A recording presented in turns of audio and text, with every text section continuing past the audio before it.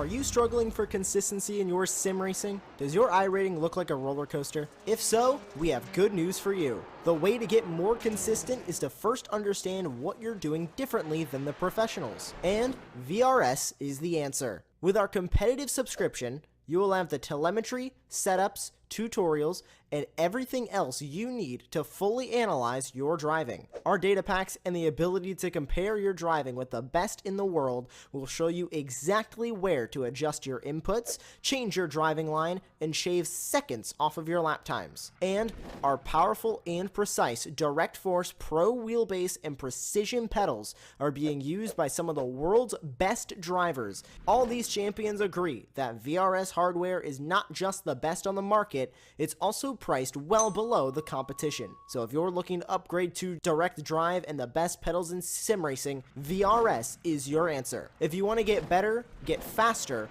and make it happen sooner rather than later, you owe it to yourself to find out why so many people are switching to VRS. You'll be so glad that you did. Visit www.virtualracingschool.com and learn why the best use VRS.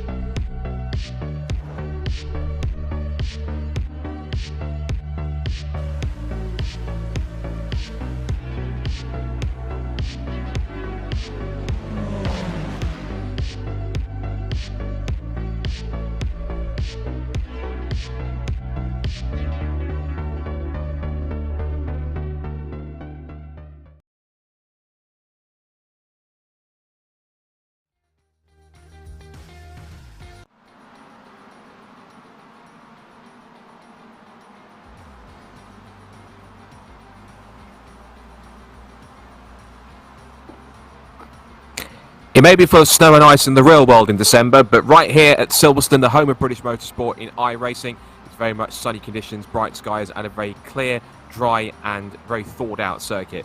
Welcome everybody to rounds 4, 5, and 6 of the 2022-2023 BRSCC Winter eSports Series. It's going to be fantastic to see more of our regular drivers from real-world BRSCC Series tackling the virtual world. And after the domination of Will Redford in the first 3 races at Alton Park, the question now has to be, is anyone going to be capable to stop him? Well, at the moment, he's not the fastest man in qualifying, which we'll get to in just a moment's time, but it should be quite a fascinating prospect, particularly with the circuit that's wide, that's fast, and that should be prime for overtaking in several different spots.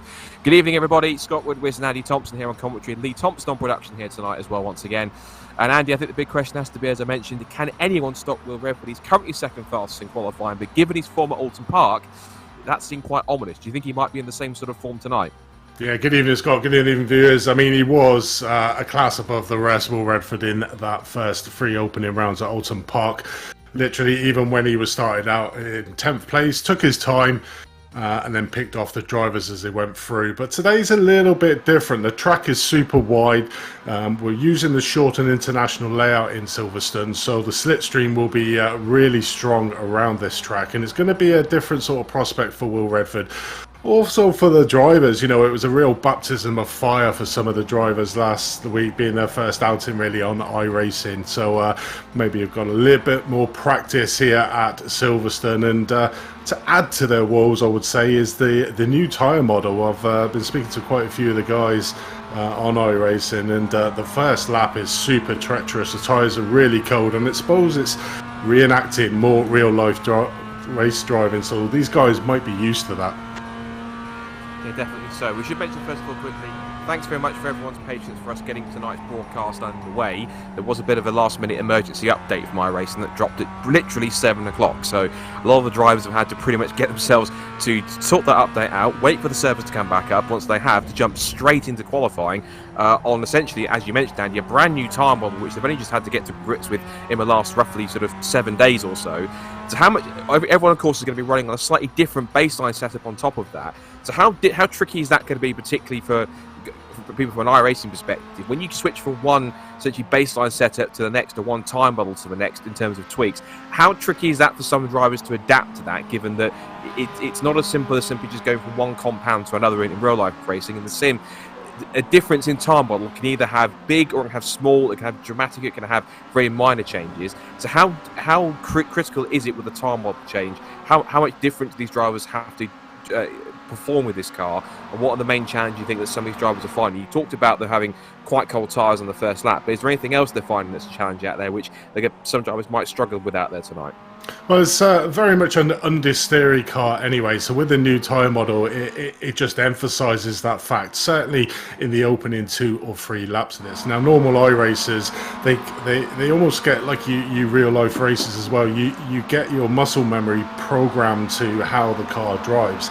Then something changes drastically on the car, and it's almost like learning all over again. So it takes a little while for the drivers to get used to the changes, but everything I've heard so far is only positive. You know, it's more towards real life. I mean, you look at some of the races, and certainly the endurance races, although we haven't got that Roy here tonight, is that you could do 3 or 4 or 5 stints, and in the real world that's probably not realistic. So I think iRacing is really trying hard to get the realism into the racing, and we heard from quite a few of the drivers last time out and out on park of how similar iRacing was to actually driving the real car, and I think that's what really iRacing and obviously esports now has really come on leaps and bounds from maybe say 5-10 years ago, is that now it's realistic, so the drivers who have actually probably driven this track will have a real advantage over the drivers that don't. It's a very, very good point. The season started last year for the real-world MX-5 drivers, for example, right here on the Silverstone International layout. This is the layout that we're using tonight, of course, here at the home of British Motorsport at Silverstone. 1.851 miles, 2.979 kilometres, 10 turns. They're not really going to get quite close to the 1 minute 2 second 2.731 lap record set by Liam Morley in a supercar. They're doing 1 minute 14, 1 minute 15s out there at the moment.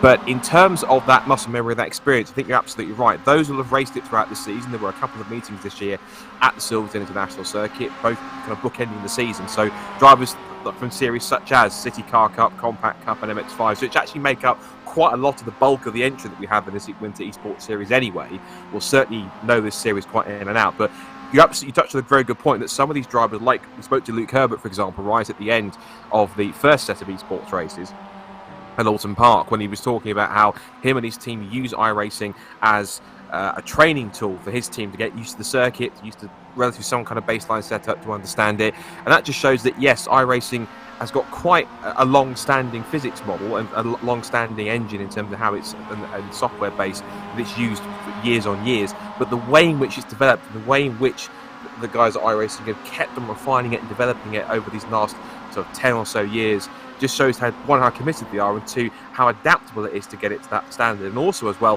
how they've been able to progress it year on year and how it's able to really fully evolve. And they're always making changes and tweaks as it goes on. So these people who race in iRacing will have to keep adapting to those different changes to make it even more and more closer to the real thing. And that's a challenge, I think, for some drivers when they have to kind of get to grips with. I've always argued that it's easier for someone to go from the sim into real life than it is from real life into the sim. So some drivers who've been coming to this series who haven't e-sports raced or raced in a sim before at all might well be finding it a bit tricky, and some others who've been using iRacing for whatever reason for the last few seasons or whenever and are more grounded and more to grips with it than some others who might be using it for the first time, which sounds obvious, but it's a bit more complex than that sometimes. Yeah, it definitely is, and we had quite a few of the drivers last week talking about their peripheral vision. You know, in a normal car, you can turn your head left and right, and you've got a real good field of vision. And it all depends on the setups. We talked to a few of the drivers after the race about what sort of setups they're racing on currently, and you know, a couple of them are sat at a desk in a rickety chair on a G20 wheel with one tiny screen in front of them, and then you've got probably the likes of Will Redford, because he is an iRacer anyway, been in quite a few Apex League. He'll have his triple setups with his force feedback wheel and his stable rig. So, you know, it is a sport that you can get into that's relatively cheap, but once you get into it, it can become costly. But I suppose it's certainly a lot cheaper than going to a track day at Silverstone for a full day. And in the comfort of your own home, like you're saying, in the current climate, it's probably a little bit warmer as well. But we're looking forward to these 3 races here tonight. 3 20-minute races ahead of us. Currently 14 minutes into the qualifying, and like you were saying before, Scott, Will Redford's not really had all the luck in this qualifying session. Currently sat down in third, extremely close between himself,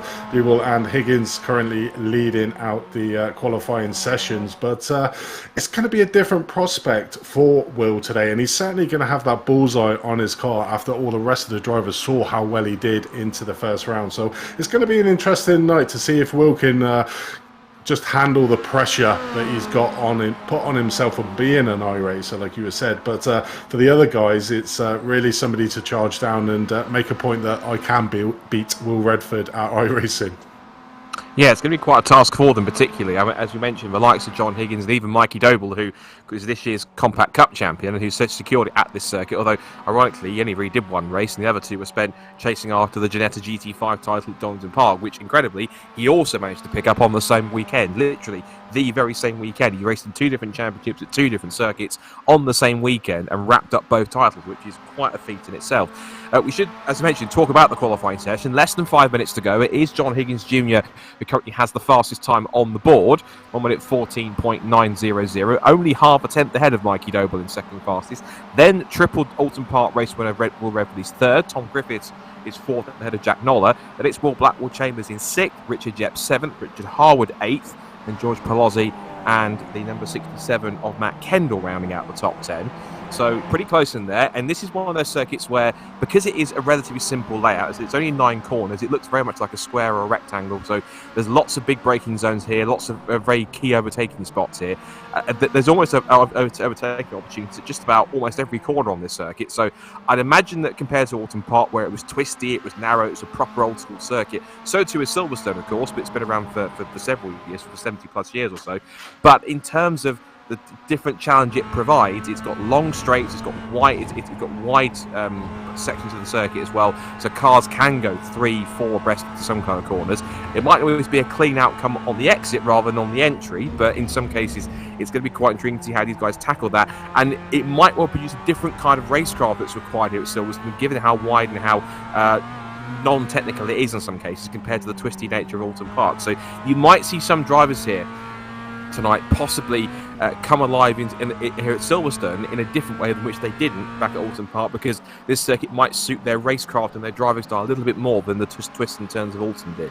Yeah, 100%. This is more of a technical race. I mean, the most crucial part of each of the races is going to be the first visit down into the village section of the track. You know, it's quite tight. It's a real tight right-hander. And with a field of over 25 drivers, we've got 34 drivers here tonight, all heading for that small part of the circuit. I'm envisaging we're going to see a few incidents and a few spinners around there. But it's also vital for the drivers because, like you were saying, you've got the really long straight here, you got the hangers straight, you literally come round turn 5 as if you were coming round Chapel, and then you've got the hangers straight in front of you. So it's all about getting that exit and onto that hanger straight perfect, because these cars do not like getting really slow and then trying to build up speed. It's all about momentum in these MX-5 cars. So it's more about smooth driving, making sure that your entry speed and exit speed is perfect to be able to do it. And where we may see a couple of drivers gaining places is if we see the fighting out on track. Because if they're fighting, they're not using the optimal line, and therefore they're going to be losing speed along the long straights. And with the slipstream effect in these cars, down the hanger straight is going to be a big advantage if somebody gets a really good exit over somebody who gets a poor exit, should we say. Yeah, particularly with some of the slower corners that we've got here. Of course, we go to the village section, also go through Vale and Club as well. Those are going to be a couple of tricky sections where they're particularly hard braking zones. You can also class going to Stowe as well is something along those lines, although it's a slightly faster entry into that corner. It's quite a long corner, but you do carry quite a lot of speed through the apex and all the way through the exit as well. I should mention Will Redford was probably listening and tuning into us, because he's now just hopped himself to the top of the times. He was ahead by a quarter of a second, but then Mikey Doble's brought that advantage down to a fraction under a tenth of a second. So Will Redford finding some ultimate pace to put himself on provisional pole, which is done with 1 minute 20 seconds to go on the clock in this qualifying session. See if we can a few more possible switches around in position. I don't think there has been too much, but in terms of possibly people that I would expect to get right up there, I think Alton Park was a good benchmark for some drivers to showcase what they could do in terms of their baseline performance. I think Silverstone will be a good chance to build on that. Some of these drivers since Alton Park will have had a couple of weeks to adapt themselves to iRacing, if that was their first ever sort of race, the first race in a while. And so they've had a chance to feel out the competition. Now they've had a good chance to get some laps in and get themselves prepared. I'm expecting possibly a few more drivers to get up there and make it a bit closer. And I think the fact that the Silverstone International Circuit, the layout, I think is lending itself to being a bit closer tonight, because if you look at how close the spread is, you can see the top 21 cars. You've got the top 21 cars covered by less than a second out there. The top 9 cars covered by less than half a second. So I imagine compared to Autumn Park, it's probably going to be a little bit tighter, although I think there's a little bit less a lat on screen. I'm sure Luke Herbert will probably appreciate that. Luke Herbert, of course, 3-time Mazda MX-5 champion. Quite a scary experience here at Silverstone on the national circuit once when he got tagged going down the pit straight. There's a great shot of his car literally facing 90 degrees right, facing towards the pit wall, with everyone else kind of charging at him down the pit straight after he got tagged. So I think less of that and more keeping it on the road is going to be something he'll be hoping for in a much better time, I'm sure.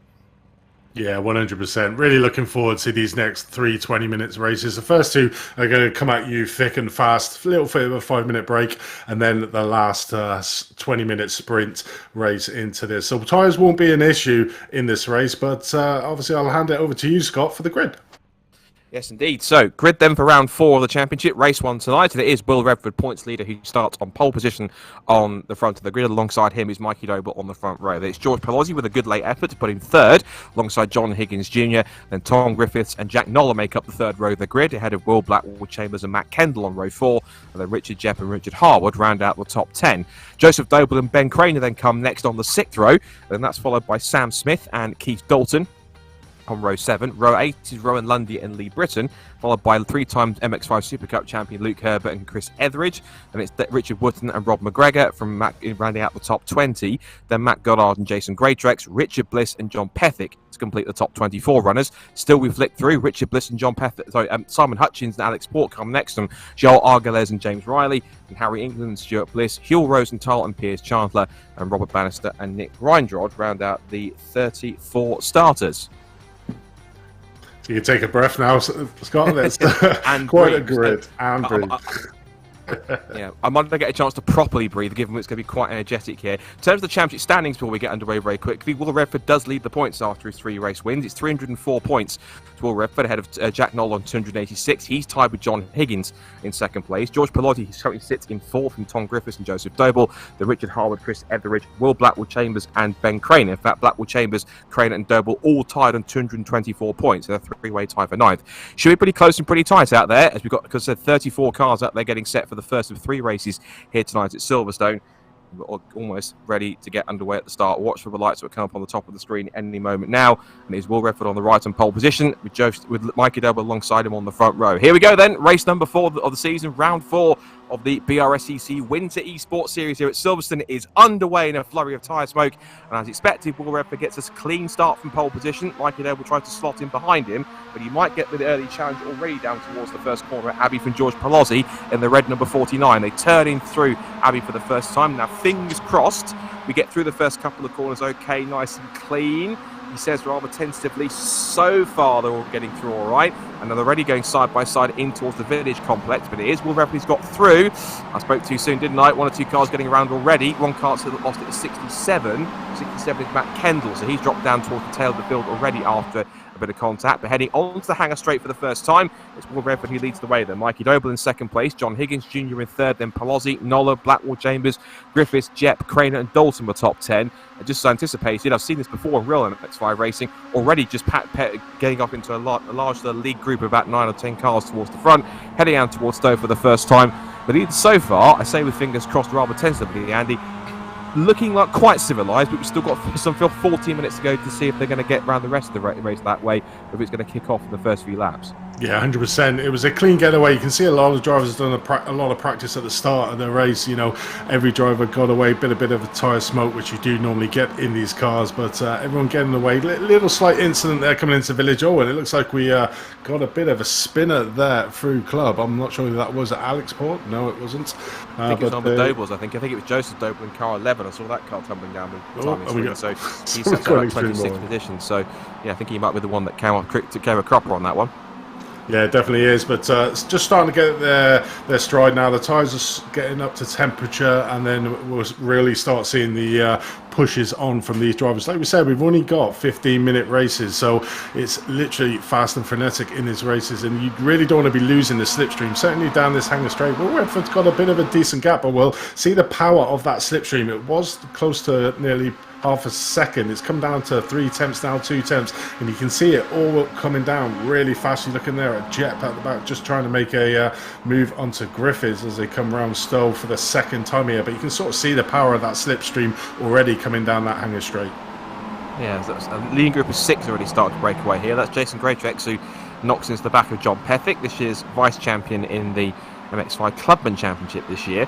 But the leading few 6 cars go through. Blackwood Chambers has made the move on Jack Noller, who, when he's not racing in this series, is also Williams Esports racer as well, and races in the MX-5 Championship as well. He was one of the top drivers and rookie drivers in the season 2022. So good to see him showing him he's in a maybe slightly more natural environment, being in sim racing. But he's one of the drivers that's come from sim racing into real world and adapted very quickly, having raced with Martin Tolley's Go For It racing outfits. At the end of the second lap and across the line, Redford leads it from Mikey Doble in second place, and it's Higgins, Pelosi, Blackwood Chambers up to 5th, so he's got ahead of Jack Noller on that lap, and it's Griffiths, Jet, Britton, and Dalton and Harwood are getting amongst each other. This is the battle we're looking at here. This is really based on the top 10 then, between Dalton, Harwood, Ben Crane is in here too, so is Sam Smith. So Sam Smith, who's a double MX-5 Super Cup champion himself, and Keith Dalton, either he got tagged or got a bit of a spin there, but there are cars every which way on the exit at the far corner. There goes Sam Smith's car, just shooting back into shot.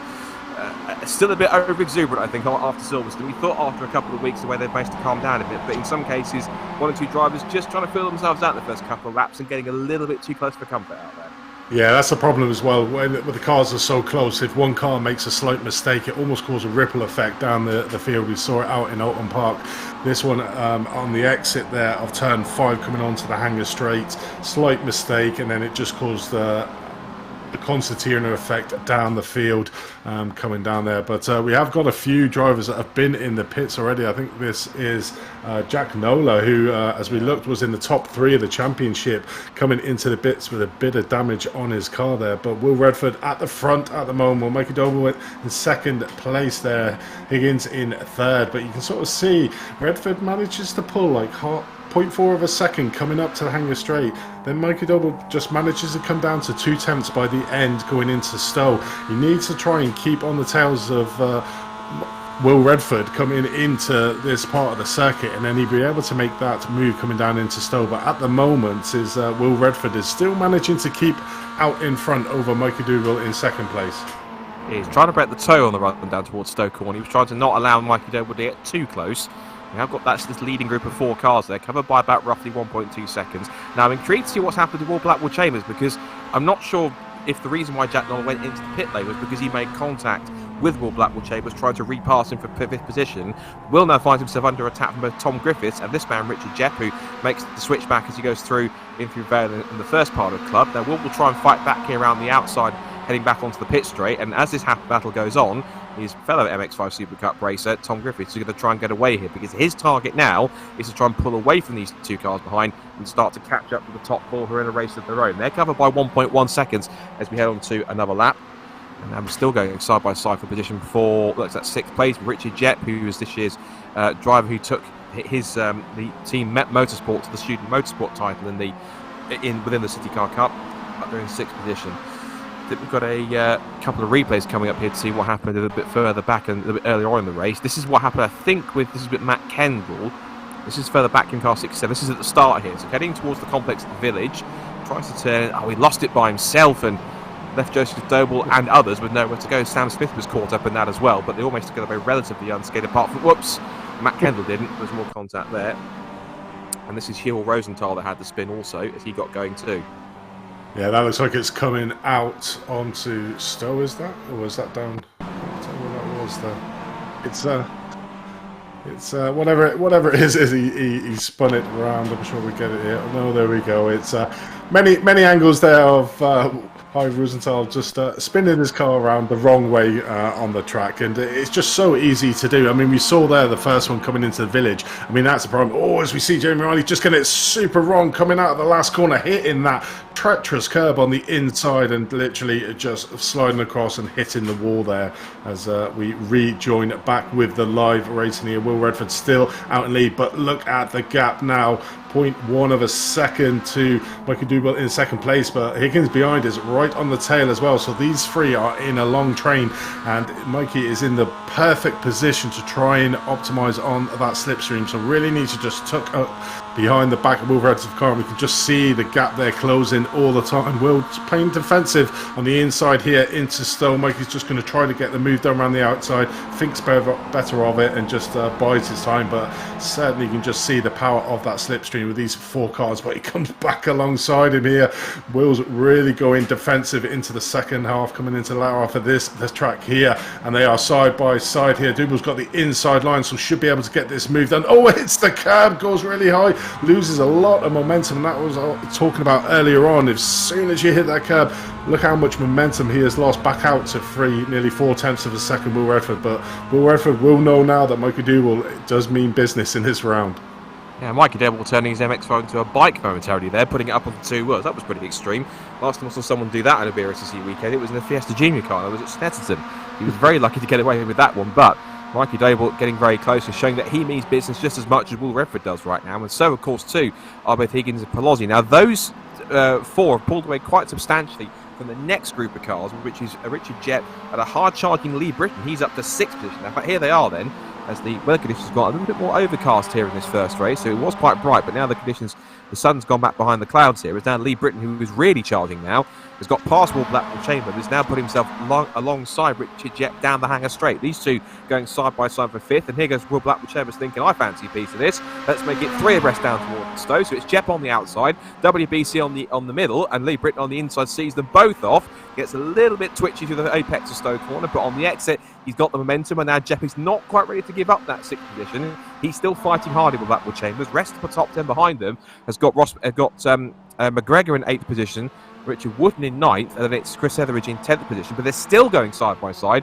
Now, as Jeff gets the position back again, here comes Blackpool Chambers trying to take 2 for the price of 1 through the second part of the club, and now as he gets the toe, a little bit of help here from Jeff. He's now in the prime position here to push himself alongside and back past Lee Britton. These three, of course, battling quite hard, but it's as you said earlier on, Andy, because these cars, they can fight amongst each other, but the easier it is now, of course, for these cars that are trying to catch up to the leading top 4. It's easy for those 4 to try and keep on getting away. They're ahead by 7-8 seconds, and well, that was almost inevitable there. I think Richard Jeff is trying to wait against Lee Britton, just appears back in the shot there.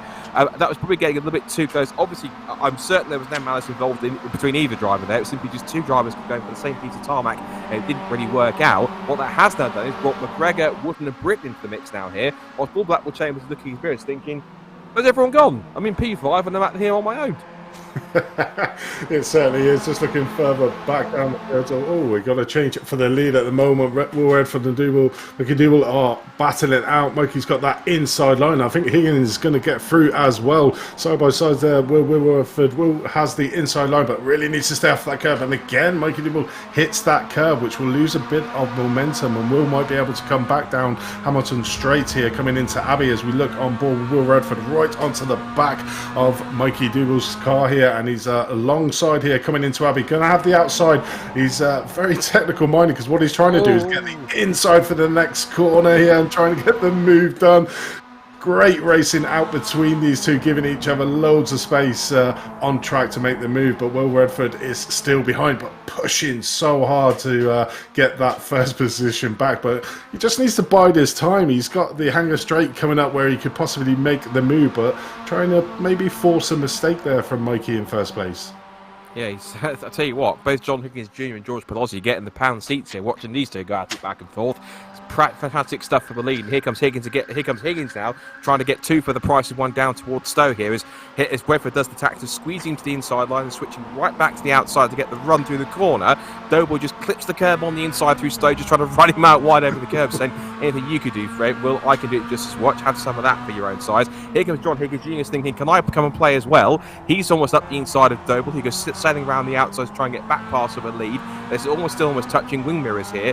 Now as they come up through the second part start to end another lap. There's only about roughly 3.5 minutes to go on the clock here. Redford runs out wide. Doble's got the momentum and got the track position with his nose just in front by literally 25 1,000ths of a second. They're back in towards Abbey Corner this time. We're not quite side by side. Now, scratch that, they are side by side once again, just as they were a lap ago. This time, slightly wider approach to Redford over the curves. He gets his nose back in front. Higgins is watching on way. Also, so is George Palozzi. Little twitch on the brakes and Doble. He's going to get the turn in on the apex, and they're still side by side for the lead. Doble edges him out again, gets his nose in front once more, and he's back into the lead once more with about 3 minutes to go. But I have a feeling here, Andy, these four are going to keep carrying on all the way to the checkered flag as they carry on. Quick checking with the rest of the top 10 very quickly. Will Blackwell Chambers is still in 5th on his own now by about 1.4 seconds. It's now McGregor versus Jepp in their own battle for 6th. Here they are coming onto the hangar straight. So McGregor 6th, Jepp in 7th. Then we see Richard Wharton 8th, Lee Britton 9th, who's recovering, and Rowan Lundy rounding out the top 10. The white car there was Jack Noller, who's recovered off the pits. There's a good look at the internals of Richard Jepp's MX-5. He heads down towards Stoke Corner, getting almost closer than close down towards the right-hander. But looking pretty fast and frantic with less than 3 minutes to go here. It is all action in the top 10. They haven't got that long to go to settle who gets what in these first 3 races, as these 4 are still all over each other. And they're just surviving a bit of a lap back. Marcus having a spin there, so that would have been a heart palpitation for somebody. As they come off the pit straight with just under 2.5 minutes to go, it could be anyone's race from these top 4. Yeah, it definitely is. Palozzi hasn't shown his cards yet at the moment. Quite happy to just sit in 4th place to let these front 3 try and battle it out. Maybe hoping for a little bit of an incident, because we've seen Dougal and Redford pretty much side by side for many a lap, to be fair. Higgins is just trying to put his nose in there to see what he can do, but looking further back the field, we got here Chris Everidge in 12th place, having a good battle with another Double, not Mikey Double, but Joseph Double there in 11th place. So these mini pocket battles in these MX-5s are absolutely brilliant throughout the field. And, you know, what really keeps them together is this slipstream effect that the cars have. It's really hard for the front driver to get away, which promotes some really good racing. But look back at the front of the field. Redford has managed to take the #1 spot. Again, Mikey Double in 2nd, literally all over the back. Higgins, Palozzi at the moment still not showing their cards, just letting these front 2 battle it out. But Higgins will have to make his move very shortly as we go into the final minutes, or pretty much, they might get one more lap there as we see Real go really wide, giving the opportunity and open the door to Mikey Double. So it is literally on anyone's call. Oh, as we nearly have contact between the front 2, and this may give an opportunity here for John Higgins. Overspeed coming around here into the first corner into Abbey, but doesn't quite get it done. But look how compact the top 4 are in this final round. Yeah, this is pretty close. I think we're on to the final lap now. There's less than 50 seconds to go here. So pretty much, if anyone's going to make the move, it's going to be now with this contact. Redford gets hit into the back by John Higgins Jr. He's been shuffled back to 4th because of that. And that might be a penalty later on, or maybe a bit of a protest. But Redford now is now off the podium at this point after having led for so long. And now Mikey Doble leads them onto the back straight for the final time. There's back markers in front as well, but we can see Will Redford, who's immediately going back onto the attack here on the back of George Palozzi, down towards Stoke Corner for the final time. Let's see if we can line him up for a podium place here. It looks as though at the moment Doble might be high and dry up in the lead here. Here comes Redford. He gets squeezed to the inside down towards Stoke Corner. Palozzi breaks that tiny bit later, but with better speed and momentum through the corner, Redford goes through. Tiny twitch of oversteer, but he manages to hold on for sorry, it's 15 minutes plus 1 lap, I think it is, isn't it? So they're going to get possibly 1 more lap after this. Down towards the complex for the... No, it will be the checker pad this time, forgive me. So up to the final couple of the corners they go. And as hard as John Higgins Jr. will try and push, it's going to be a victory coming through the final few corners here at Silverstone in race #1 for Mikey Doble, who takes victory in the first race of the evening here at Silverstone International in the BRSCC Winter Esports Cup. It's 2nd for John Higgins Jr. and 3rd for Will Redford in the end. He only just got past Palozzi by about a second or so. As they come towards the line, Will Blackwell Chambers 5th. A little bit of argy-bargy between both McGregor and Jepp there. McGregor only just beat his line by about roughly 41,000ths of a second. So that was pretty close between those two in their top 10 positions. It's going to be 8th for Richard Wharton, 9th for Lee Britton after he recovered after the contact earlier on. That's a good comeback drive for him. And then Rowan Lundy, who usually we see racing in a Toyota Celica in the Club Sport Trophy, comes through to round out the top 10. The rest of the field coming through in their droves. There goes Harry England, finishing 24th. He's one of our sole Fiesta Junior racer who's in the field. We'll be back out next year for more FJC antics, but quite a hectic fight at the front between those first four. I imagine that Will Redford will feel quite hard done by the contact. I'm certain, obviously, that John Higgins Jr., that was completely obviously non-intentional, just missed his breaking point a little bit, and that's what seems sort of met the contact. I'm sure he'll be quite apologetic afterwards, but Mikey Doble and co certainly proving that Will Redford is not the man to dominate this race, the championship so far, because of course he might have had the runaway victories at Alton Park, but here at Silverstone, that pack has caught up, and they've caught up substantially.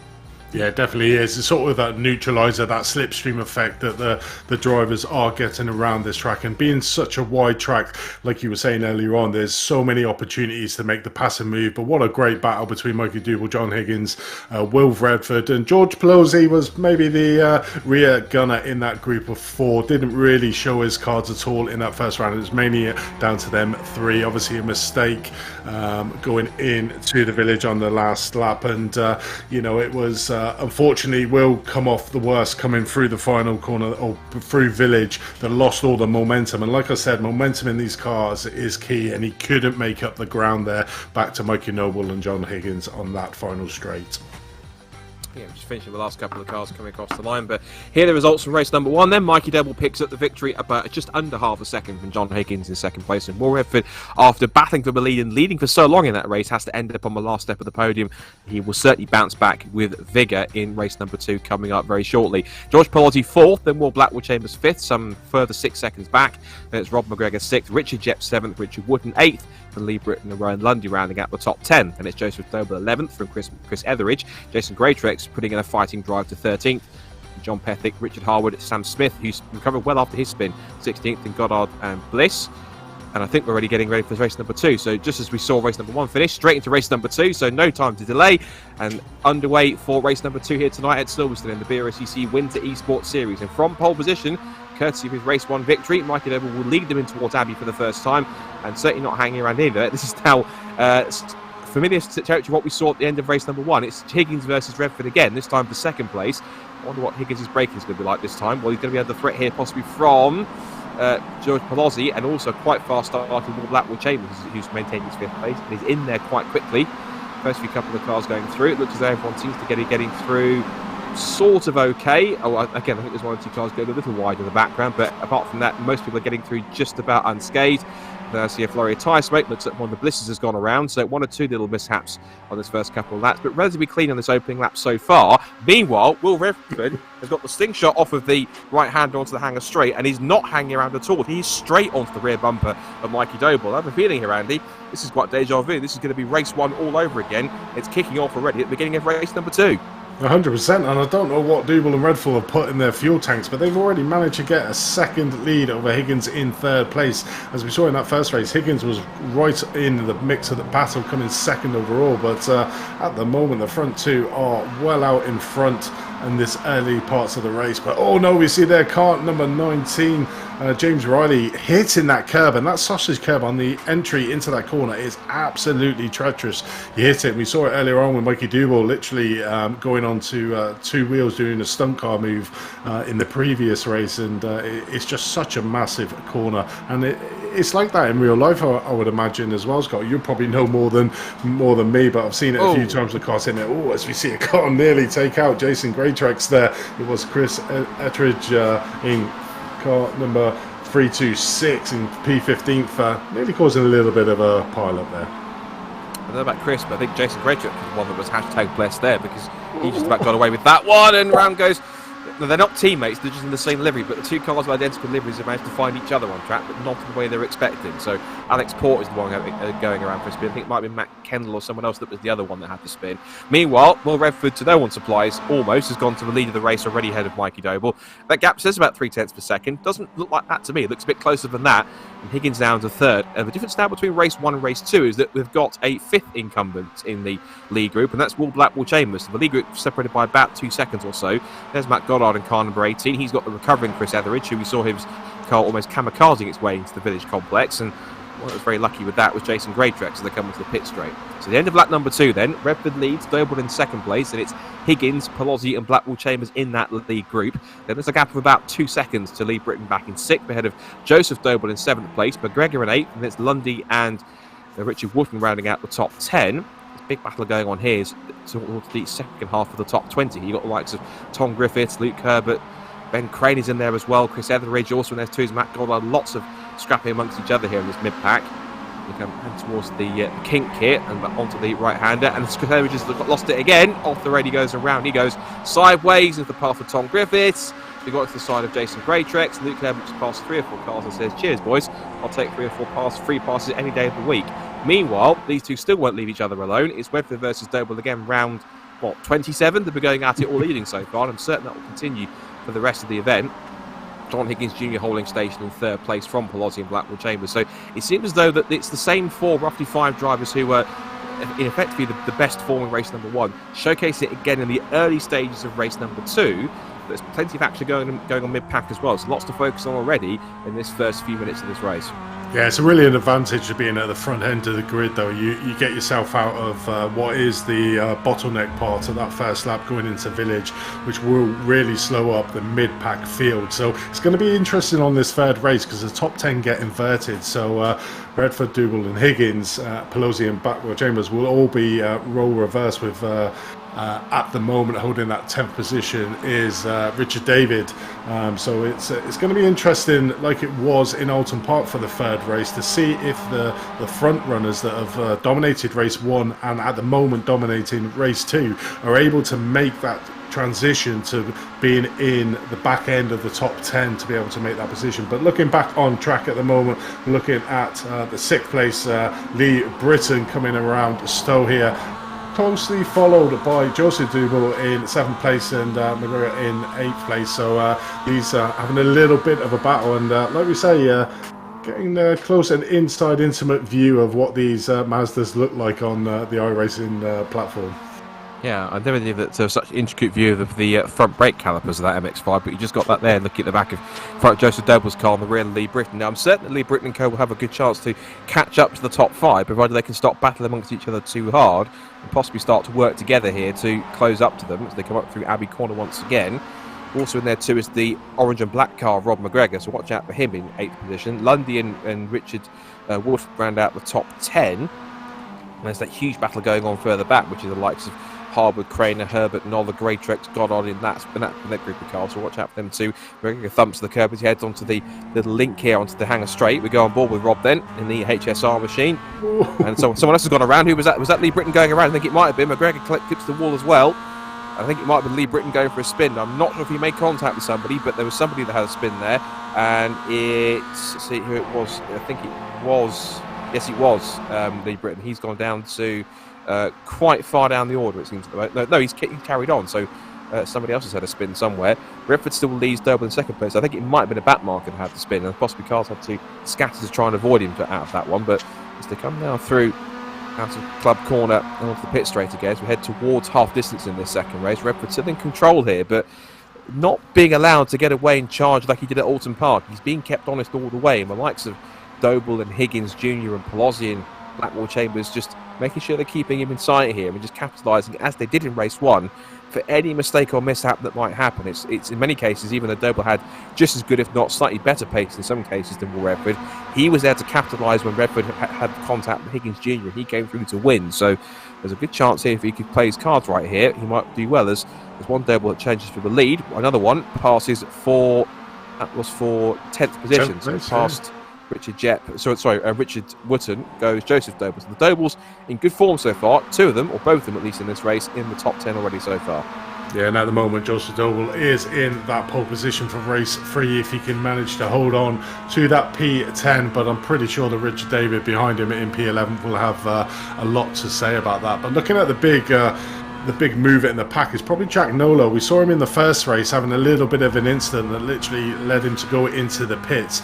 Currently in 3rd place in the championship, I believe it was, or 2nd. So we know he's a very fast driver, just trying to make a recovery drive after that. Currently in P13th at the moment, so he's managed just to pick another position over Lee Herbert there. So can he manage to get back up into that P10th at the moment for that reverse grid probe? It might be a bit of a tall order, but like you say, if these cars in front of him continue to battle, that enables him to close up the gap. But looking back out in front, it's the 2 usual suspects, Redfall and Dougal, just battling out and literally glued together as they have been for the majority of the first race and the 8 minutes of this race at the moment.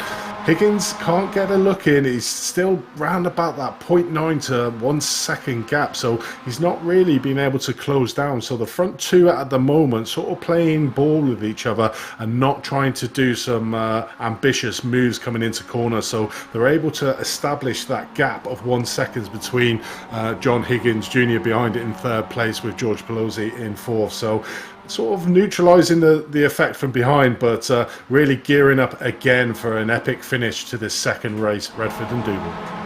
Yeah, we're starting to pull away a little bit from the cars in third, fourth and fifth. These cars aren't pulling away from each other though. This is Rowan Lundy's having a scrap with Richard Harwood by the looks of it, and this is over...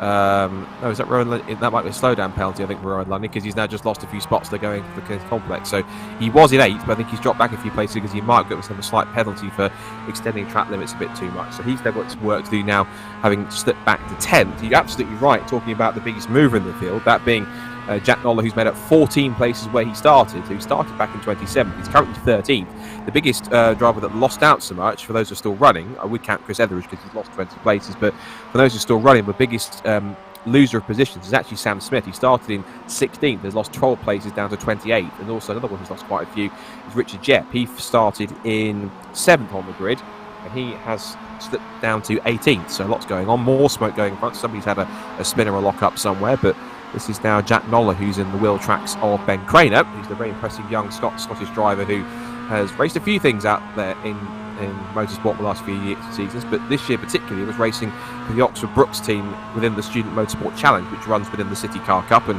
won a race outright for a Student Motorsport team up at Croft, to absolute delight for him and his guys. So shout out to all the Oxford Brookes team and Ben for a fantastic job. But at the moment, Jack Noller putting on the perfect move there, making his move up the inside and then just neatly parking the car right on the apex, so any momentum Ben had off the corner had to be completely taken away. He had to hit the brakes to make sure he didn't slam into the back of Jack's car. And also now slotting into position behind them is Luke Herbert, who's running 14th, but the 3-time MX-5 Super Cup champion, certainly putting all his expertise to good use.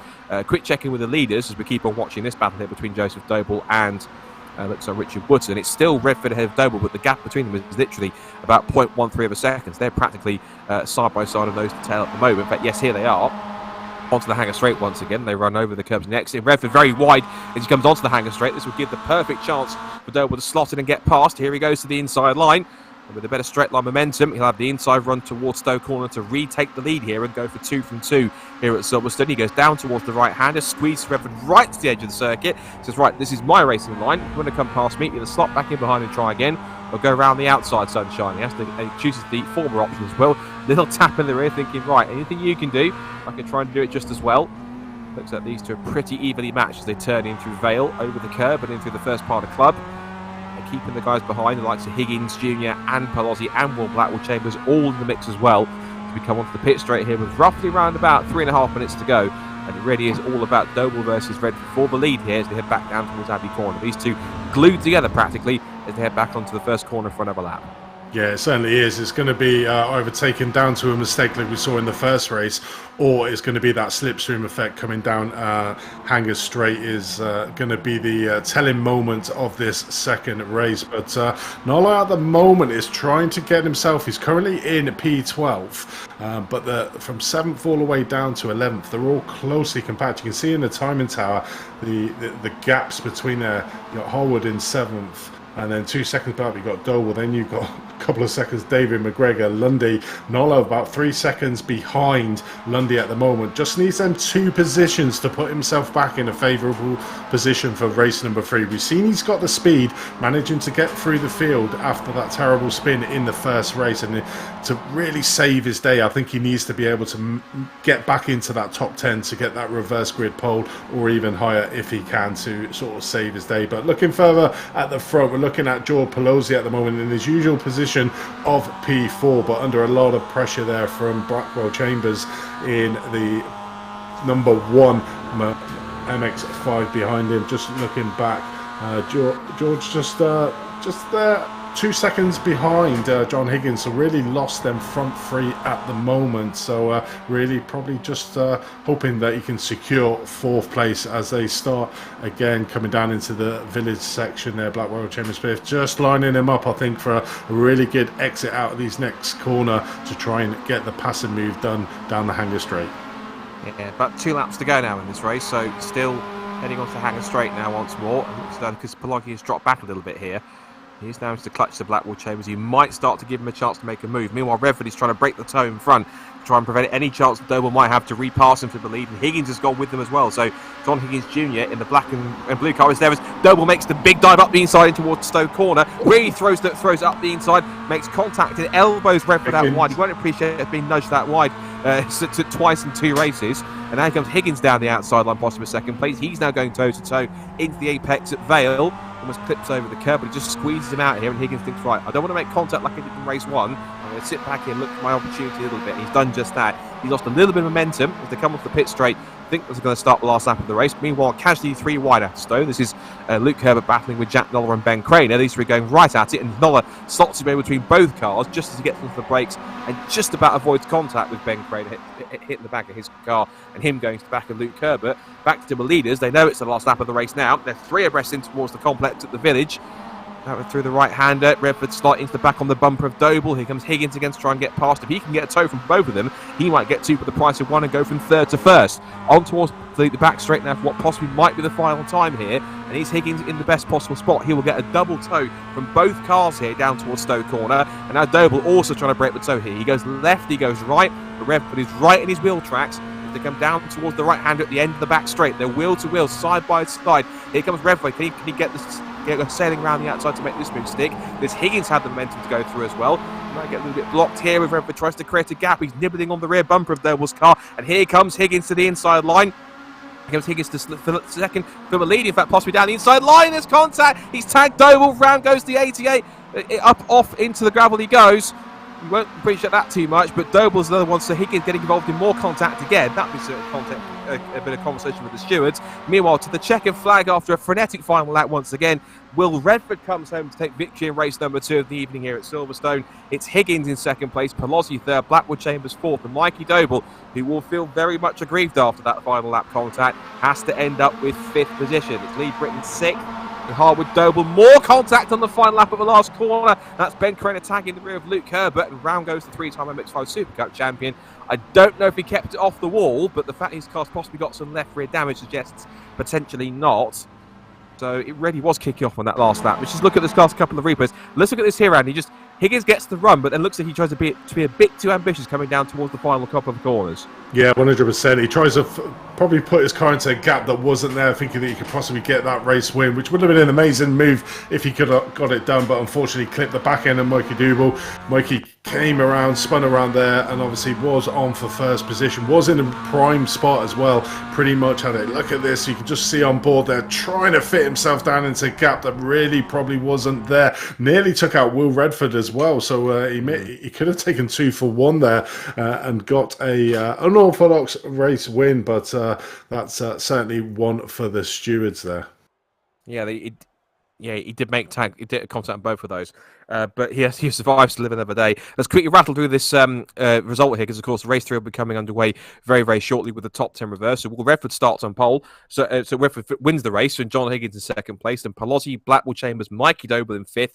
We feel quite aggrieved at that. Then Britton, Harwood, Joseph Doble, McGregor, and Richard Wootton rounding out the top 10. Then Lundy, Craner, Noller, Herbert still finished 14th despite the contact on the last corner.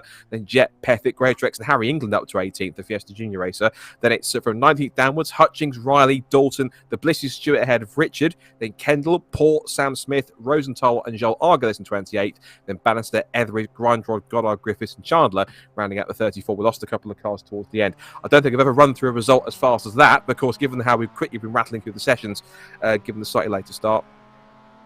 Yeah, got a bit of break here though, Scott. You rattle through that like a machine gun, and obviously we got a 5-minute practice for the drivers, probably just to calm down a little bit after 2 frenetic races. I mean, Two different stories there. Will Redford getting hit on that first race. I think he finished fourth in that. And then we saw Mikey Doble there getting hit, literally coming into Vale. Literally could see the finish line in front of him, spins it round and gets in fifth place. So this last race is really going to be one to watch out at the Royal. Unfortunately, Jack Noller, with getting into a little bit of a battle towards the end, wasn't able to get into that top 10 position to get that reverse good roll. But I mean, great two races. I mean, a complete change from Alton Park, the tight corners, quite technical track. This is wide, which really promotes the drivers trying to make moves. But I think we saw there probably a little bit too hard for that third place driver to try and get that first place overall into Vale there. But I mean, some great two races we got ahead, and we got one more to go. We have, and usually the reverse grid races in any championship signals that it gets pretty feisty out there, with drivers making their way through from deeper in the grid than they would normally be, especially those that have been up towards the front all evening. So when you've got the likes now of Will Redford, Mikey Doble, and others, John Higgins Jr., George Palozzi, and Will Blackwell Chambers that have been up in that front group of 4 or 5 cars all evening, when you push them back a little bit further, I think might well see them just have to pick their way through a little bit to work a little bit harder to try and get themselves a victory. It is one apiece between Will Redford and Mikey Doble tonight, so let's see if anyone can break the deadlock, or if we are going to get our 4th different winner from 6 races, which would be quite impressive given that we had the triple header knockout from, or the TKO should we say, from Will Redford at Alton Park. So whether or not he can take what will be a 5th win of the season, or whether it will be Doble's 2nd, or somebody else will pick up their 1st. It all depends on how this last race shakes out, which you can see some great aerial shots here of the virtual representation of Silverstone, of course the home of British Motorsport. This is in fact where the British Racing and Sports Car Club season will start next year on the weekend of March 18th, 19th, and it will be on the full Grand Prix circuit. So if you want more information on that and any of the other events and championships and series that are going to be competing throughout 2023, you can head over to the website brscc.co.uk. You can also subscribe to this channel as well by hitting the subscription button if you're watching on the BRSCC YouTube channel, because of course you'll get subscriptions to be notified when the rest of our winter esports schedule comes up, which will be throughout January and February next year as we go to a Christmas break after tonight's racing finishes. And also as well for any live stream coverage. There will be some more live stream coverage throughout the season, details of which are going to be in due course and certainly being confirmed over the next few weeks over Christmas and New Year, heading towards the new season. But we should have more excellent live stream coverage on the way next year. And of course, one paddock that's going to be full of cars once again is certainly going to be Mazda MX-5s. And in terms of average grid sizes this year, if anyone read the Autosport magazine this week, we saw that the MX-5 championships are up there right towards the top of the average grid sizes for the BRSCC. All 3 of them up into at least 30 cars in each in terms of an average grid size, which just shows how popular MX-5 racing is, not just here tonight in the esports world, but also in the real world as well. So a magnificent effort by everyone involved at BRSCC to make sure those grids are healthy, that they are popular, and they are incredibly exciting. And so far, this esports series has proven to be quite a big success as well. And as we mentioned when it was first announced, this course, it does pave the way potentially for other esports series for BRSCC, should it prove to continue to be a success, and the popularity and exposure is still good. So more drivers potentially coming in, more and more series with different cars that might get involved here could be in the mix as well. So we're just about ready to get into our last race of the evening. So of course now starting a bit further back at about 9th or 10th position on the grid now, and of course the likes of Will Redford. We saw him do this in race 3 at Alton Park, but of course that's Alton Park, a slightly different grid. Let's quickly look at the top at the grid to see who is where. Then it's actually Richard Wood who starts on pole from Rob McGregor in 2nd, then Joseph Doble and Richard Harwood 3rd and 4th, Lee Britton 5th and 6th, ahead of Mikey Doble, and then ahead of Will Blackwell Chambers, George Palozzi, John Higgins Jr., and then Will Redford back in 10th, with Lundy in 11th place. Ben Craner 12th, and Jack Noller and Luke Herbert from Jet, Pethick, Greatrex, England, Hutchings, Riley, Dalton, the Blisses, Stewart and Richard, and Matt Kendall rounding out the top 24. And it's Alex Port and Sam Smith, Huel Rosenthal and Joel Argales, Bannister, Etheridge, Grindrod, Goddard, Griffiths and Chandler. So with Will Redford back in 10th, how do you anticipate this last race playing out here, particularly with all these guys in the mix?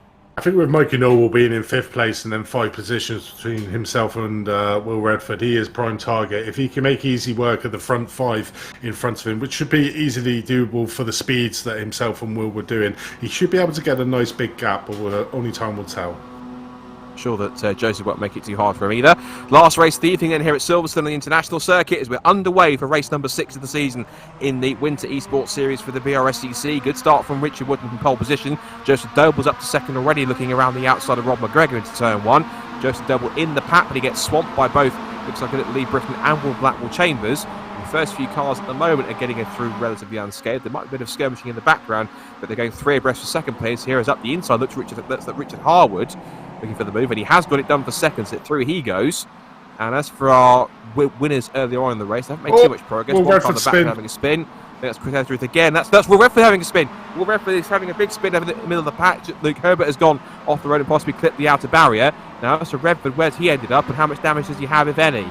He's down in the 30th position there, Scott. He's literally spun it out into the village, and that's the cause and effect of being in that mid-pack race. He's got caught up a little bit there. I saw his car flipping around on the back end of that stream that we watched there. So terrible start to the race for Will Redford.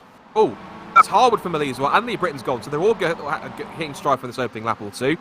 Also, Richard Woodman's had a mistake there too. Lee Britton off the road, coming back on sideways. Richard Harwood's off onto the grass. So it's Rob McGregor that leads the way heading up to the end of the first lap, with George Pelosi in second place. Mikey Doble is up to third. And it's Will Blackwell Chambers and Richard Jeppin to P5 as well. So it's all going on. And round there goes somebody else. I think that was car 17. Alex Port, I think, went around as well. So at the end of what was quite a crazy opening lap here on this third race of Silverstone with the reverse grid. It's McGregor that leads then. Pelosi in second place. Doble in third. Blackwell Chambers got slightly sideways out over the curb, heading through Abbey. And now it's through Jet. He's got Jep and Craner for company here as he comes up towards the complex here for the second time. Jet makes the move up the inside and through he goes. Of course, him and Craner have been battling all season in the Student Motorsport Challenge City Car Cup cars. Well, those are small little front-wheel drive micro cars, whereas these are rear-wheel drive MX-5s, and they're still pretty evenly matched. They come off the hangar straight for the second time. So the rest of the top 10 so far, then it's in Jack Noller in 7th place in the white and black car just in the back of shot. He's going side by side with Joseph Doble. Then we have Rowan Lundy in the red car number 8, and Jason Greatrex is up to 10. He's made a mega start as here comes George Pelosi up the inside, try and make the move here for the lead. He charges up the inside, gets a little sideways, knocks into the front right of Rob McGregor. He goes out wide onto the curb, and through goes Mikey Doble saying thank you very much. Through the gap of both of them, and as you quite rightly predicted, Andy, making very light work of everyone else around him. Mikey Doble straight to the lead, and everyone else trying to be second here. 5 cars into one for P2. For certain, Andy, that's never going to work. And over the curb goes Ben Craner. It really is kicking off. It's only lap 2. I know, absolutely crazy opening round. Obviously lost our race 2 winner there, Will Redford, literally getting into contact, and it's always the thing of these reverse grids. It adds a little bit of element of danger because they're used to being out in the front and the clear air, but then all of a sudden they find themselves in the mid-pack, and unfortunately he got caught up in an incident. I saw his car do 316 and see him smoke there coming into village again. So still again we're still seeing a lot of drivers. Just Ronan Lundy there coming off, and I think that was an incident with another car behind. I see 2 cars that were off at village, but it's all going off in this third race. Yeah, that was Joseph Doble he had the incident with, so both of those cars come to strike at the complex. Meanwhile, Doble still now leads with Jep in second place and Blackwell Chambers third. What the battle we're looking at here looks like that was Richard Woodton, who is back in 11th position as they come through Stoke Corner. A little bit of a drift there from Richard Jep as he's got Blackwell Chambers on his tail. Now they come down towards the complex at Club. The next group of cars behind this top 3 is Craner in 4th from Pelosi, Noller, and then McGregor, who starts on the front row of the grid. Greatrex is up to 8. He's having a great run so far in P8 in the red and white Red Line Racing car. But it's Tom Griffiths 9th and John Pethick in 10th. We should mention also, despite the spin, Will Redford is up to 17th already on this third lap. So despite the mishap he had on that opening lap, it isn't affecting his car too much. His next target, I believe, was given the next gaggle of cars we're looking at here, which is being led by Kendall. You've got Keith Dalton, the recovering Rowan Lundy, and Joseph Doble. But there he is in the background, look, the white, green and black car. That is Will Redford there too. He's got in his slipstream both John Higgins Jr. and Lee Britton, so in 17th place. And in his last lap, Will Redford was a 1 minute 15.21. He is lapping on leader pace, so given the rate he's going at the moment, it would not surprise me and if he gets at least the top 10 finish here, given how fast he's going. Oh, 100%. He'll probably get back into that top 10. It's all about points recovery now for Will. He's not going to be in the battle for the front place. We can see there Mikey Doble stretching the lead to 1.6 seconds over Blackwell Chambers, who's managed to get past Jep for that second place overall. But one mention does need to go out to Tom Griffins in P9, up 24 places from where he started. After all that incidents in the first round, he clearly got round that unscathed and has managed to put himself in P9 at the moment. So Jack Noller there up into P6, so trying to make a recovery in this third race to get some decent points. Looking further back the field, we've got Joseph Doble there just getting a tap coming around into Vale before coming into Club there. So he's was spinning around the wrong way, which will lose him a few more positions out on track. But the battle here, and we look at Tom Griffiths, our big mover in the field, up 25 positions now into P8. He really is a man on the charge at the moment. But looking at the other end of the field, we've got some big losers. Joseph Doble down 16 positions, Lee Britton down 13 positions, Will Redford down 6 positions from where he started in P16, so really making this. So let's have a look back, Scott, at what happened to Will. Let's have a look. So he's on the outside of Higgins Jr. He doesn't get tabbed by Higgins again, does he? That with the third race of succession. Higgins is involved in that. He then gets to the side of Luke Herbert. We saw him going off the road. Redford, I think, he just glanced at the barrel on the inside there. I don't know how much damage it gave him. Whatever damage he has got, it looks like he's able to drive around it quite easily enough. He's not being affected by it too much, it seems. So he just got caught up in that first melee, and I think John Higgins Jr. must be thinking, either have I done something, or have I got a target in the back of my car? Meanwhile, Blackwell Chambers has had a problem. He was battling for second place with Richard Jett there, but he's now heading to pit lane with an issue, so he's heading down towards out of contention in this race. Dublin leads. Oops, and there's more contact as we saw that. And if we go back here, this is what happened to Blackwell Chambers further back there. This is him battling with Richard Jett. Doble got close to the back marker there in front of him. He was very close to lucky to get away with that one. Oh, and he tagged the back marker before he got involved in.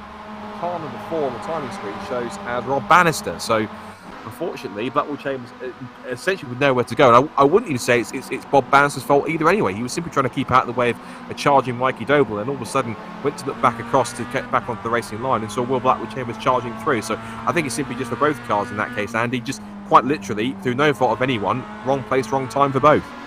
If a car's slower, certainly coming around that corner, it's a very fast corner. If a car's in the way, there's not a lot you can do. These cars don't react well like maybe the more powerful cars do, like the GT3s upwards. It's almost like turning the Titanic when it's when at full speed. These cars don't like to turn quickly on a 6 month. So unfortunately, a non-avoidable accident there that's really put paid to Blackwell Chambers. It's currently down in P23 after his pit stop. But back at the front, we got Mikey Doble in first place still, 1.4 seconds ahead of Richard Jep, who's managed to secure that second place with that incident there with Blackwell Chambers.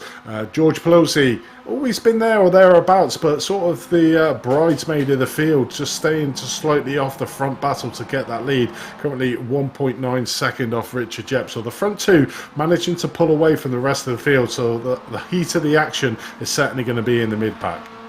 Yeah, Richard Jep trying to take advantage of the fact that Mikey Doble isn't carving his way through any back markers as quickly as he would like. Saw the gap coming down to about 1.4, 1.3 seconds. So he's keeping Mikey Doble in his sights here, but of course he also has to keep one eye on the 3 cars that are charging behind him, which is Pelosi, Craner and Jack Noller. Then the next group of cars further behind. This involves Will Redford, so he's up there in 11th. He's, remember, the black, green and white car in the centre of shot number 42. Now he's on the outside of Will Redford. This is the view that we've got from car 60, which is John Higgins Jr. trying to pick his way through as well. And Redford shooting his way through in the front of Rowan Lundy, right under braking, cut him a nose of Lundy straight off. He then goes up the inside of another one of the back markers here as well. I think that's Harwood or Brittany's going with. It's car 99, which is quite far back, going back to Stuart Bliss. Or Stuart Bliss gets, whether he's made that himself, he got fired off himself. I think it might have been Lee Britton made contact with him, but off the road went Stuart Bliss. So Redford then, as we predicted, is into the top 10. So he's managed to make that prediction come true. Now the question is, of course, now just under 6 minutes to go, how much higher through the top 10 can he go from P10? He's on the back of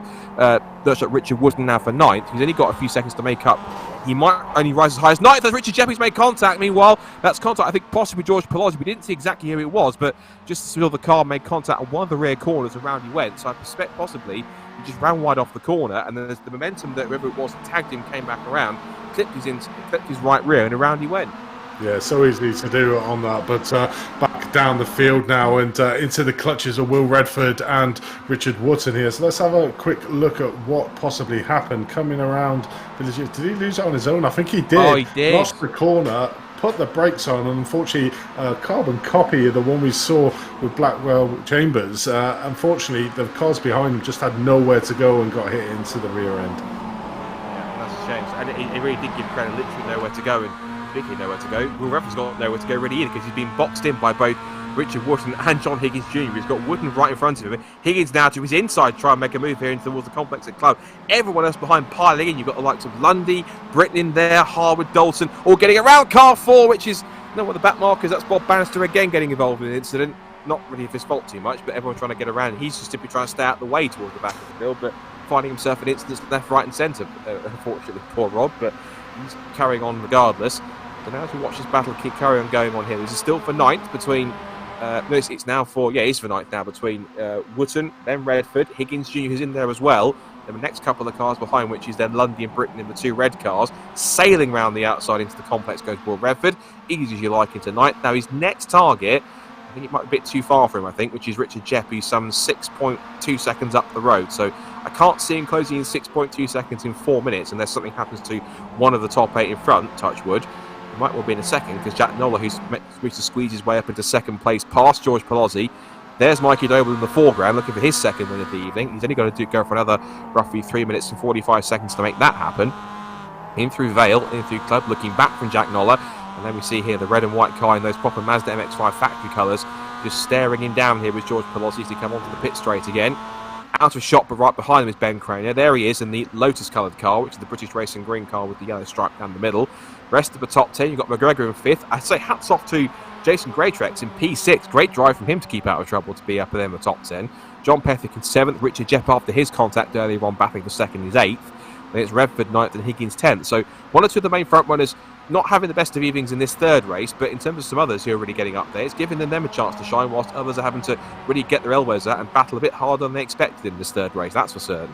Yeah, it definitely gives the opportunities for the drivers that are normally mid-pack races to be at the front with all the incidents that we've had from the opening lap of this third race. I mean, you look at Noller, Jack Noller, very quick, got up there for the good qualifying, had an incident, back down to the end of the field, and now we find in the third race he's up to P2. So a great recovery session overall for Jack Noller to get that second place. But Mikey Duval, which is probably justice for Mikey after what happened in that second race, at the moment just comfortably leading this third race, his second victory on course for obviously touch wood, don't want to commentate curse him at this late stage of this third race to get his second race win at the moment, but a bit of clear air for him to be able to cut through. You can see there 3 seconds ahead of Jack Noller, who's got George Palozzi for very much company for that third place. So George has been up there for every single race, going to score very valuable points in this session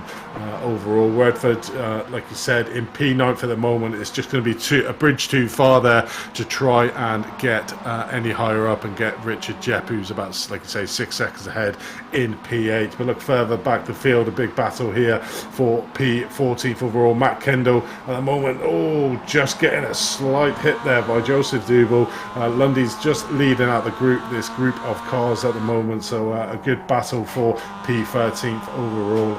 But there's nice little battles throughout the whole of this field. The front is very much stretched out, but the mid-pack is certainly still battling and hard. Yeah, looks like the fastest lap of the race has gone to Ben Craner by the looks of it, 1 minute 14.66 by the looks of it, so he's going to score possibly an extra bonus point for that as well. Palozzi, I think you're absolutely right, has been one of the most consistent tonight. Mikey Doble will be up there as well, of course. The fact that he picked up is on course to pick up 2 wins and a 4th place. Now on to the final lap they go of the race and of the evening, it seems, as Mikey Doble continues on. The gap is 1.1 seconds, as now we see one of the back markers here might play a factor in this scrap for 2nd, 3rd and 4th. I think we've had a pit call for Richard Wootton, I think, because he's down in 12th, or at least he's dropped back somewhere because he's now in there. So the back marker gets completely out of the way, wants to know part of this battle that's going on for the final podium places. Currently It is Jack Knowles to own, but I'm sure that Craner and Pelosi will push him all the way to the checkered flag. While this is further back, this is Keith Dalton scrapping with Matt Kendall. Those two have been a bit of action in the walls all throughout this evening, but they're in there scrapping over what's currently 15th position, so quite far inside the top 20. As they come onto the back straight for the final time, Craner was moving around this way and that. He wants the move. He's going to look to the outside line. And here comes Pelosi down the outside. Craner shoots the gap and thinks, right, can I go too deep? He's gone way too deep into the corner. Loses out to Pelosi. He's now up to third place. And he might get the challenge on for second. Pelosi slots him right in front of Craner, down towards the complex at Bayern Club for the final time. Is it going to be a last gasp move for Craner? He's going to look around the outside. If he can, he might steal third place if he's lucky. Up the inside he goes, and there's contact, and they've both gone round. They both hold it. Can Rob McGregor come through? Yes, I think he can. Mike Brikey-Devil comes across and gets his second win of the evening. George Pelosi second. Rob McGregor steals it on the final couple of corners thanks to the contact between Pelosi and Craner. They were so busy looking at each other, they made contact, and Rob McGregor snatches a podium on the final lap on the final corners because the pair of them came together in those last couple of turns towards the flag. So it's Pelosi fourth, Craner fifth, we're very aggrieved at that. Sixth is Greytrek, seventh Pethick, then it's Jep. Redford, he finishes ninth after his spin earlier on, so he only finishes in the end one place from where he started. Then John Higgins Jr. 10th, and Britain, Richard Wootton, Joseph Doble, Lundy, Kendall, Dalton, Etheridge, Harwood, Herbert and Bliss rounding out the top 20. And again, as it was in the last couple of races, positions getting decided quite literally on the last corners of the race. It really has been a night where you cannot count on anyone's position until they cross the checkered flag. It really is a case of it ain't over until the fat lady sings. It certainly is, and Robert McGregor there getting an early Christmas present, jumping 2 places on the last 2 corners. But that was, almost like a carbon copy of that second race, coming down into club.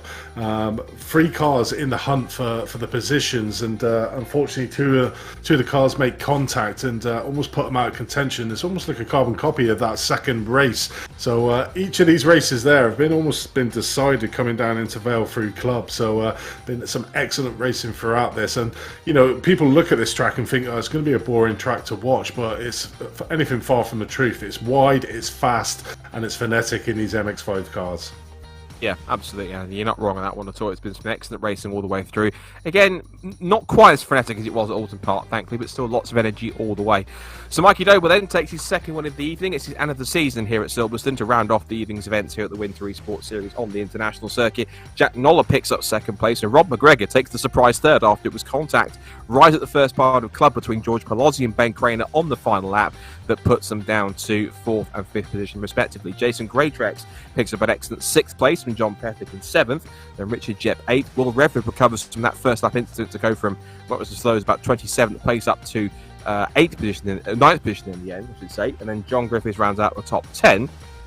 And then that's followed up by Lee Britton in 11th place, Richard Wootton 12th, Joseph Doble 13th, then Rowan Lundy 14th, Matt Kendall, Keith Dalton, Chris Etheridge and Richard Harwood from the top 18. Rounding out the top 20 was Luke Herbert and Richard Bliss, and Will Blackwood Chambers had his problems and he dropped down to 21st position. 22nd goes to Alex Port from Nick Grindrod in 23rd. He had quite a quiet evening, being a lap behind. Then Simon Hutchings, Matt Goddard, Hill Rosenthal, James Riley and Harry England rounding out the top 28. And the last few cars in the order, Rob Bansden had a very, very eventful fast race, getting involved in a couple of incidents. In many cases, there was no fault of his own, just trying to keep out of the way, and other cars getting involved in their own separate incidents. And Tom Griffiths down in third. He had a bit of an unknown race, didn't quite see what happened to him, but Tom Griffiths, after his charges in race number 2, really disappointing third race down in 30th place. So he had a really poor run of that to round off to the evening. And then Stuart Bliss in 31st, followed by the remaining few cars on top of that as well, with Argelez, Sam Smith and Piers Chandler. So lots of action, lots of activity going on, lots of eventfulness going on throughout this evening. But I think once again, as it was at Alton Park, I think some of the drivers certainly have cleaned up a little bit, and I mean that in the best possible way, because it was quite a frenetic and energetic first round at Alton Park. But I think you could tell that some of the driving standards, there was a definite difference between Alton Park and this evening, where some are taking the time in this couple of weeks between rounds to just refine their spatial awareness, refine their racecraft, refine their feeling of the car, get the practice laps in, get themselves set up, and in the end really find themselves in a much better shape of form. And also the field was a lot closer in terms of the front. It wasn't just Will Redford running away there. He had a lot of challenges out there, had his own challenges with incidents and spins and contact with other drivers. But it certainly shows that, one, somebody other than Mikey Doble then Will Redford can win a race. And two, I think it's only going to get closer and closer as the next few rounds go on going into next year.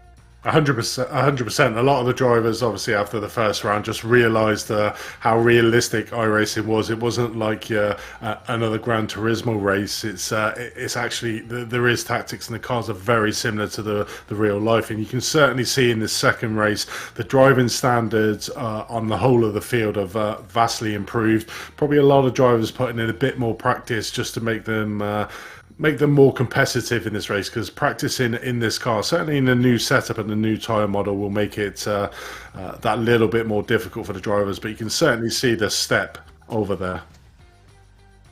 Well, let's get to the interviews underway then. First of all, the man who picked up 2 races from victories from this evening, and that's Mikey Doble.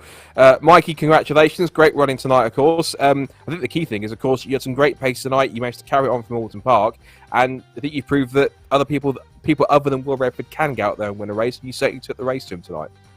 Yeah, it's nice to change it up a little bit at the front. It was a good comeback after last week, after some technical issues where my game froze actually gridding up for race 2, hence why I missed the start of race 2 last couple of weeks ago, if anyone was wondering. But no, really pleased with the pace. Felt like I raced well tonight. The racecraft was good. Probably could have been 3 wins actually, if unfortunately John misjudged his braking zone into the last chicane. But sometimes that happens. It's racing. Yeah, that was quite a tough one, of course. You were really up in contention, and John just tried to squeeze his way through there. Was that so much the case, you think, just him just being a little bit sort of, in terms of being in position to try and make a pass, but you say just simply just missing his breaking point because he was just caught up in the moment, do you think? Yeah, I mean, I do a lot of racing with John. We're quite pally with each other, so it definitely wasn't intentional. I don't even believe he was trying to go for the move. I think he was trying to follow me through past Will, and unfortunately he broke a little bit late by the looks of things and tried to go to the left to maybe avoid hitting me, but I was there and I spun off, but still recovered to finish 5th and 2 wins. I can't complain at that. Yeah, definitely so, because in your real life sort of racing thing, particularly in the last few seasons, you're very much used to real world driving. Of course, you've driven the Compact Cup car, you've driven, of course, the GT5 car. In terms of either one, or in terms of the similarities in both, this MX-5, in terms of how it feels compared to the cars you've driven in real life that are rear-wheel drive, which one of those two in particular, if you want to call it that, do you think is it close to? Is it closer more to the Ginetta because it's a sports car, or because it's a bit more nimble? Do you think it's more close to the BMW, or is it somewhere in between, or is there similarities in a bit of both? Yeah, they are. It is very similar. I'd say it's right in the middle between BMW Compact Cup car and the Ginetta GT5 Challenge car. I mean, it's got elements of both. I think grip-wise, mechanical grip, it's got the mechanical grip of the Compact Cup car, being on road tyres. It's very soft, very lazy. However, with a sequential gearbox and very good on the brakes, it does have its similarities to the Ginetta as well. So the Ginetta is a little bit more twitchy than the Mazda. The Mazda, you can hold a slide much easier, where the Ginetta runs the slick tyres. But no, I mean, I really enjoy driving it because I guess it does resemble the cars I drive in real life. I can imagine so. And of course, now we've got you got a chance to kind of get a few more laps in over the winter period. What do you think you'll do, if anything, to keep your hand in to make sure that you're ready for the next couple of rounds that are coming up? The other side of the new year in terms of that racing. So, is it a case of just doing the practice laps to get it in, or are you going to take a bit of a break and just get yourself sort of rested and recharged before you get back into it close to the time?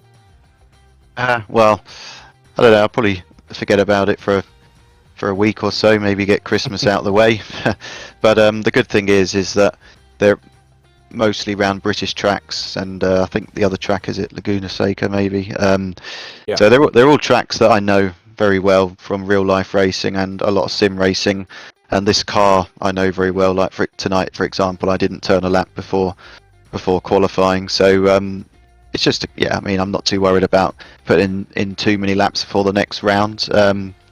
But yeah, I really enjoy that racing on the British tracks more so than some of the other tracks in the game, and I think the BRSCC have done a great job in selecting a great calendar.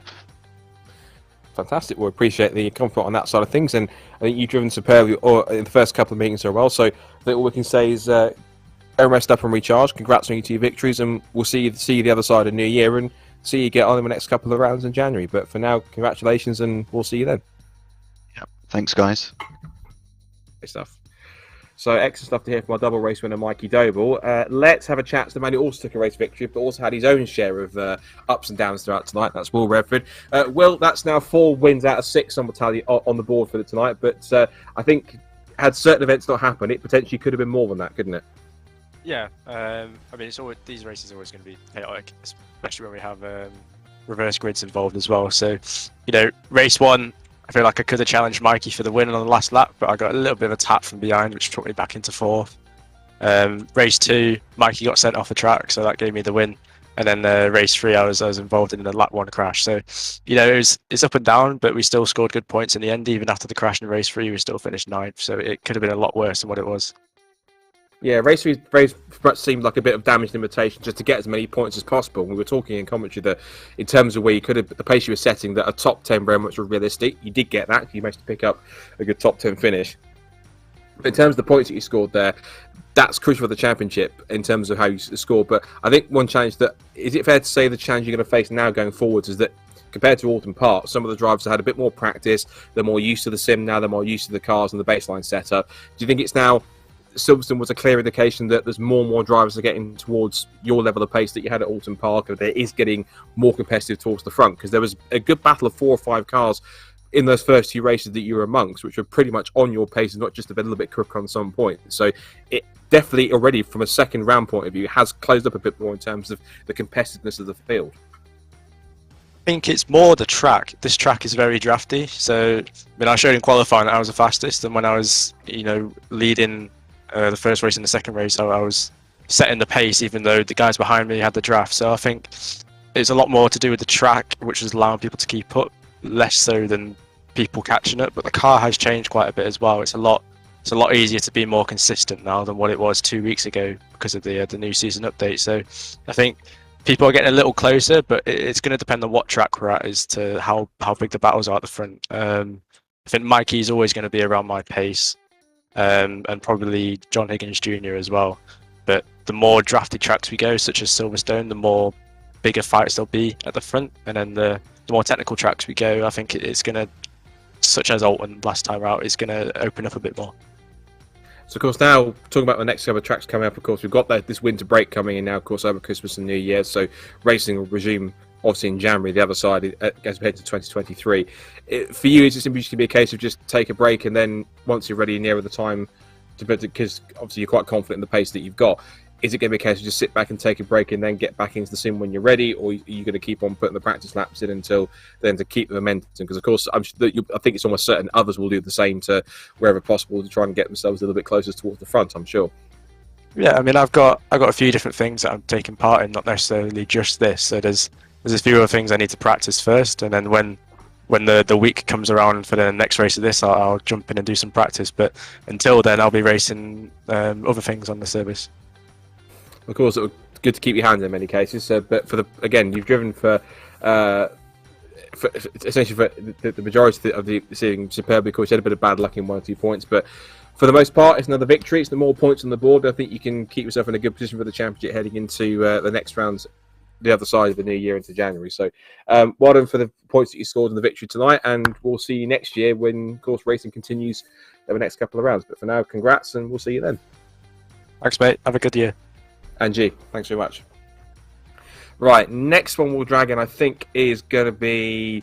let's have a chat to the man who took a bit of a surprise podium in race number 3 after everything was going on. I think that's Rob McGregor, who I think it's safe to say, if we bring him in, Rob, let's just go back to race number 3 on that last lap, of course. You're in 5th position, and then the incident in front of you happens, and then what was going through your mind when it happened? You must have been beside yourself when those two had that contact up at Vale, wasn't it? I think, yeah, there was excitement and a lot of swearing.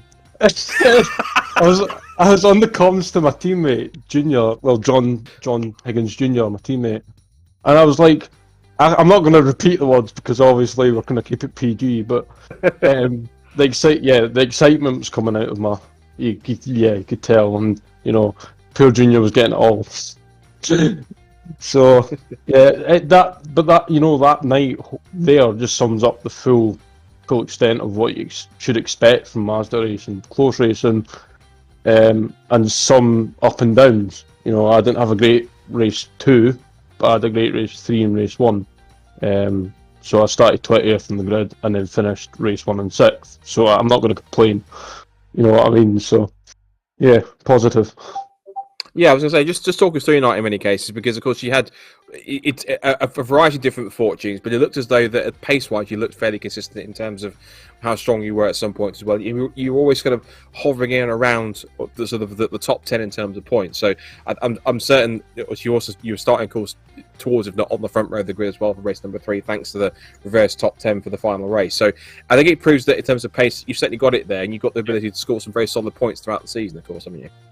Yeah, I think my goal is just to finish within the top 10. Obviously, anything higher up than that is brilliant. You know, you've got a lot of a lot of decent drivers in here, a lot of competitive drivers, and a lot of champions. You know, you've got like the Mark III World Champion, the Mark III BRSCC champion. You've got Mikey Doble. That's the caliber of driver that you've got in this championship. So it's pretty hard when you come up against them guys. But I can't lie, I love the car. The way it handles. So it suits me down to the ground, and I love driving. The Mark IVs on this sim. So yeah, brilliant fun. And just on that point, of course, there's been a couple of updates with the time model and the different baseline set up on this car as well. For you, racing these cars compared to how it was, it's a different circuit, but in terms of the setup that you had at Alton compared to what there was at Silverstone for a baseline sort of default setup, what, if major or not, what sort of differences can you feel in the time model and the setup compared to what there was at Alton? Some were talking about it being a bit more understeery, being a bit more sort of colder tyres in the first couple of laps. What, for you as a driver, did you find in the differences in the setup from one race weekend to the other based on the different builds? You know, I found once I got into a rhythm, like my rhythm was consistent, like my lap times were consistent, so I was doing like 1:15.5s to 1:15.4s every lap. And you know, they'll all complain the same. The first 2 laps is horrible. Like, don't get me wrong, the first 2 laps is horrible, but that's similar in real life. Once the heat's there, then you can push forward. But you know, the update from last round at Alton and this round is there's certainly more understeer, in my opinion. And then going into fast corners, you obviously the back end can kind of slip out, so you've got to watch how hard you're braking, and also trail braking helps because obviously it lifts up the front end as you go into the corner, so you get more grip back to your back end as well. So yeah, these are things to take on board. There's a lot of things going on with iRacing, hence why it was delayed tonight. You know, the start was delayed tonight, and they've updated it today. Yeah, I'm not going to complain because, as you've seen, I can drive the car pretty well, you know. So I'm pretty happy with what I did tonight. Looking forward to the next round. Want to give a shout out to my teammate Junior. He did amazing tonight. And yeah, looking forward to the next round. Also, I would like to give a shout out to Hills Motorsport, because they obviously have the stickers all over the car. And yeah, but going forward, great. Yeah, thank you for having us, guys. But I don't know if that was everything you need from me, but yeah, I'll go. Yeah, no problem at all. I was going to say, you done some good consistent stuff tonight, so good job on the driving you had tonight, Rob. And of course, we'll see the other side of a new year for when the next rounds kick off. But again, great driving tonight, and we'll see you the other side in 2023 for when the season continues. Of course, mate. Yeah, of course. Thank you, Scott. Cheers, mate. No worries. Thank you, Rob. Right, let's have a chat to 2 more we've got waiting down there. First of all, or 2 or 3 more I think we can have a chat to. First of all, let's have a chat to the man who came into the evening up there towards the front of the points and had some decent results in the top 10, particularly getting second in that last race, which is Jack Knoll. Let's bring Jack in to have a chat. Jack, another solid evening's racing for you, of course, capped off with a second place in that final race as well.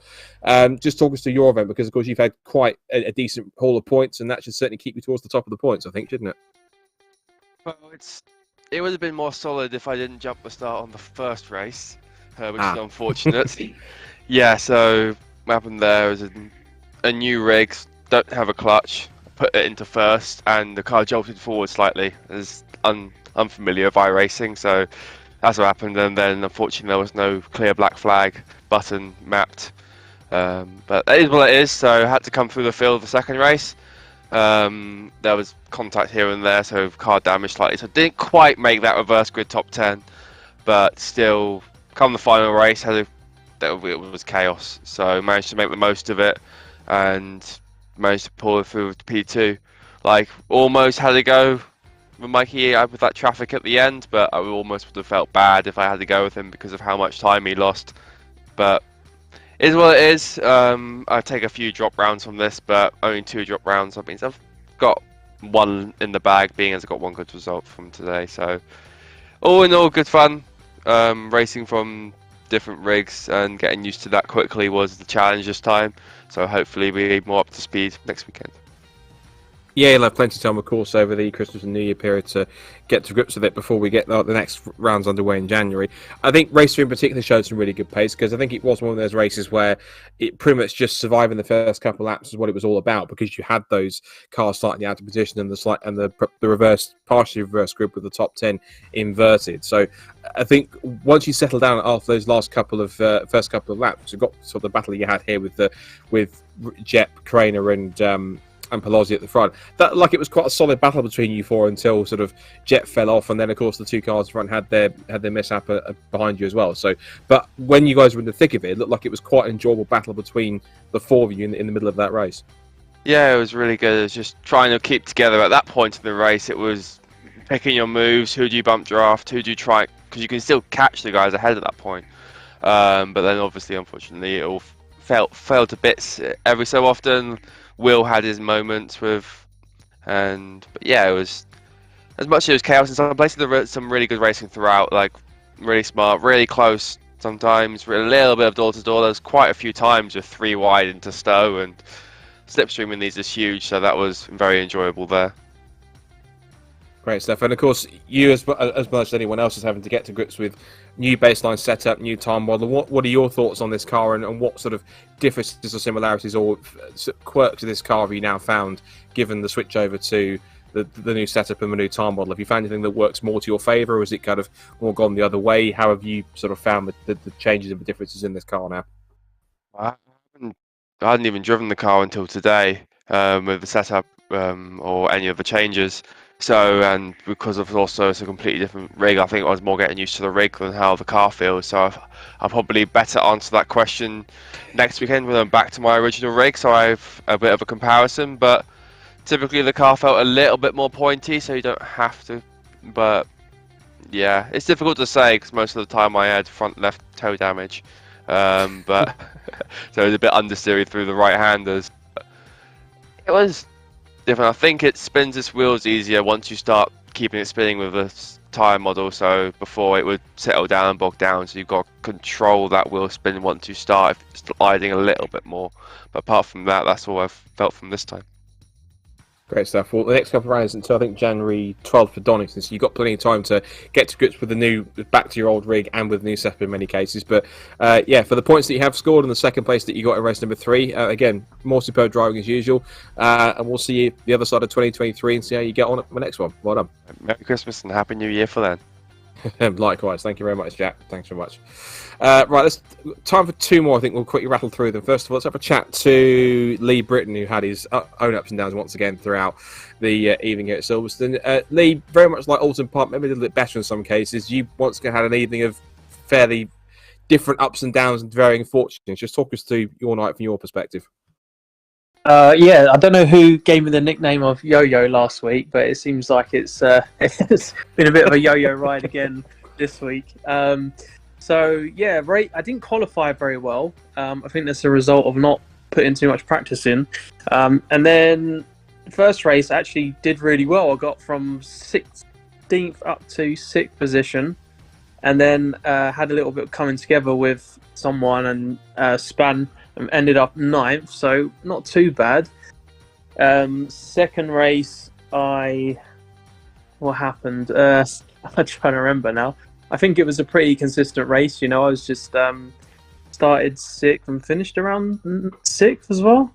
Started 9th, finished 6th, and then the third race I was up into 4th place on the first lap.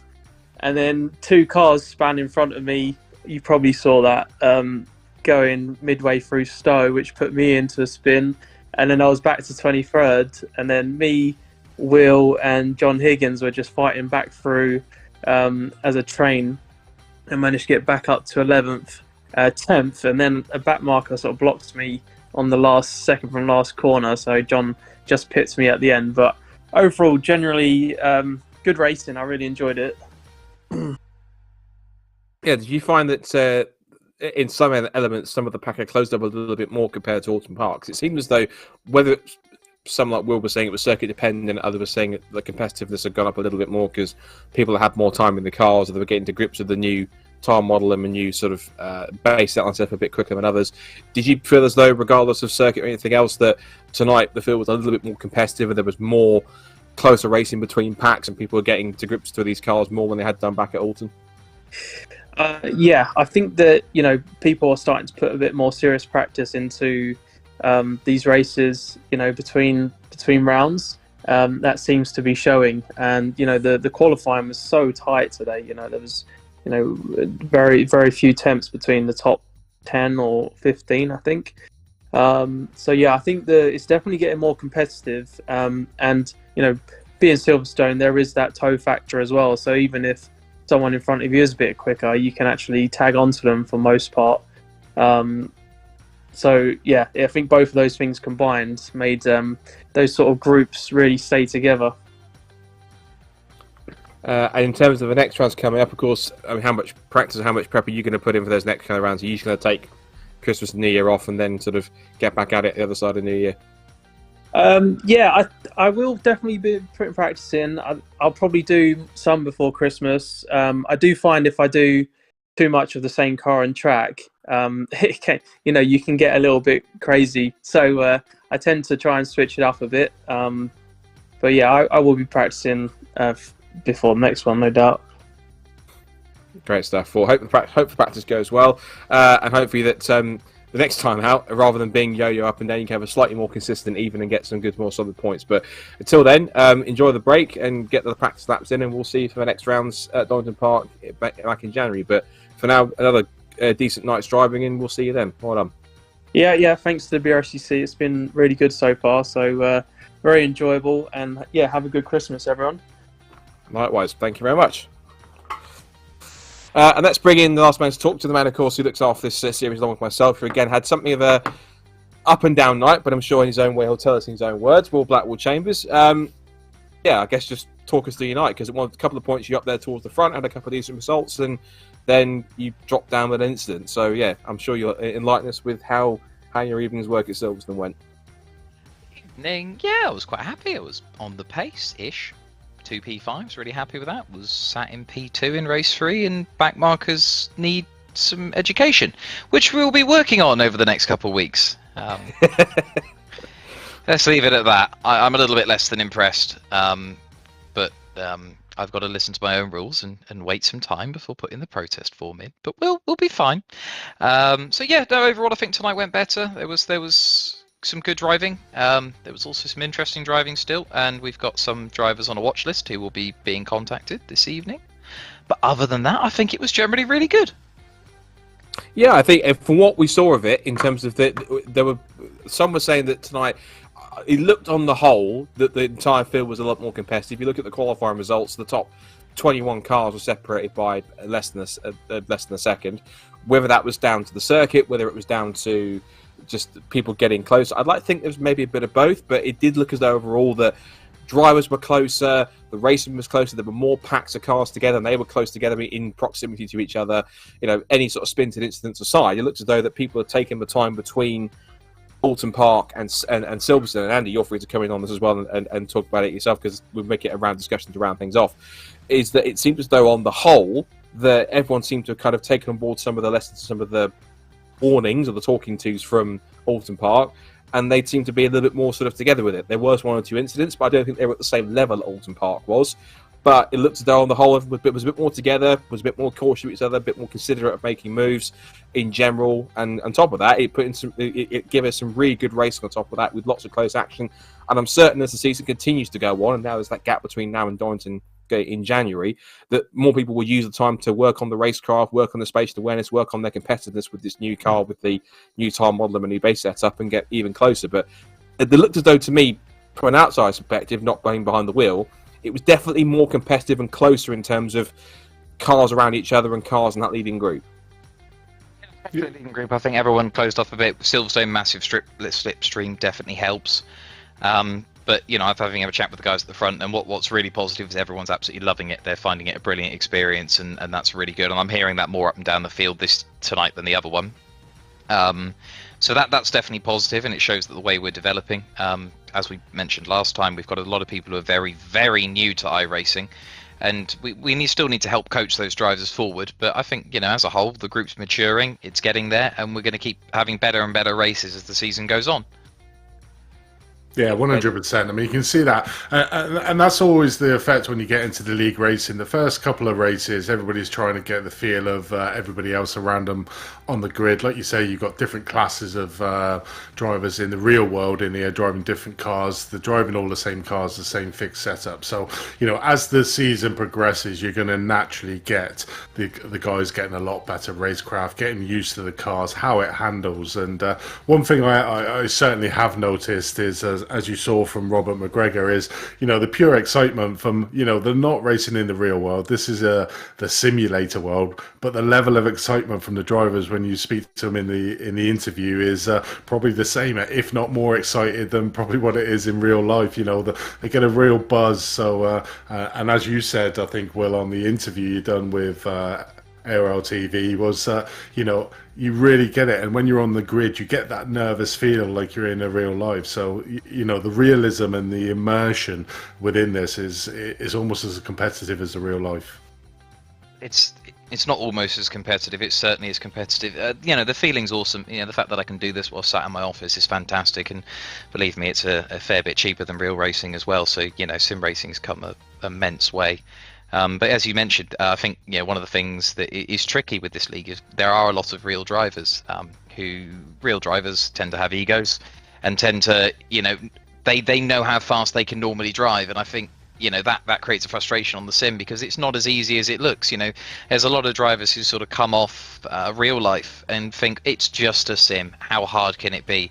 And it really is. And I think that's sort of what people are sort of learning. You know, they're trying to do stuff that they can do, that they think they can do in real life, but that just isn't quite possible yet on the sim. But, you know, that's part of the learning, and we're all getting there together, sort of thing. Yeah, definitely so. It looks as though that the competitiveness of the field has continued to go up and up, and I think some of the battles everyone had out tonight was setting testament to that. I guess now, of course, the look forward is to the fact that we have got quite a bit of a break. It's practically sort of a month's break or so, for good reason, because we've got a little couple of things such as Christmas and New Year to get out of the way on that one. Are you expecting to be even closer going forward into the next couple of rounds in January? Because I anticipate it'll be even closer by the time we get to the Laguna Seca, and even that will be a bit of an unknown, given that hardly anyone, I imagine, at least from real world experience, if not anyone, will have experience of that circuit apart from driving a few laps.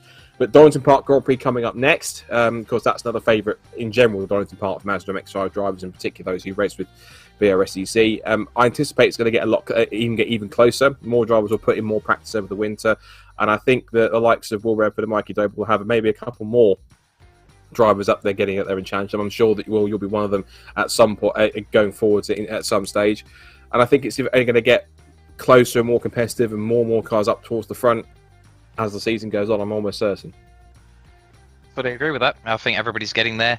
I think we had a couple fast drivers this evening actually having some technical difficulties with, you know, hardware, so I'm sure they'll be straight back up there. So you got Jack Noller and Tom Griffiths, who both were having technical difficulties tonight, and they'll be straight back up the front. So no, I think it's going to be very strong at Donington, and as you say, we've got a bit of off time now. We've got some fun races lined up for the drivers to keep their eye in and to keep them, you know, behind the wheel. So we're going to be doing those, not televised, but they're just to keep everyone entertained during the winter break, and we'll be back at it in January.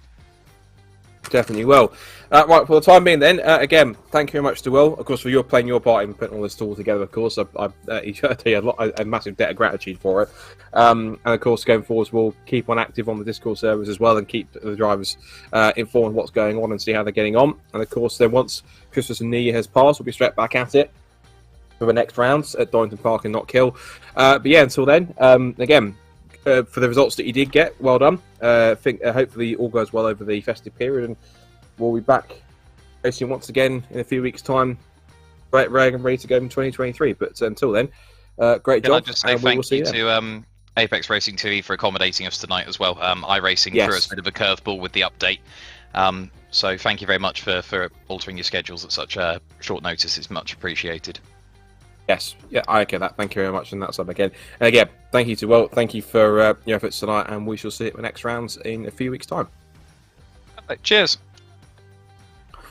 Great stuff. We'll quickly wrap things up, but Andy, obviously want to bring you in just to give your final thoughts on the evening. Yeah, as we said, the overall theme seems to be, regardless of the circuit playing its part or not, the field is definitely catching up. There's more competitive drivers up towards the front that can certainly win races. Do you think there's going to be more of that tone set now going forwards into the next couple of rounds, given we've got the next few coming up? Two very different circuits though coming up in the next couple of meetings, Donington and Not Kill. But how much more do you think the field's going to close up in that sense?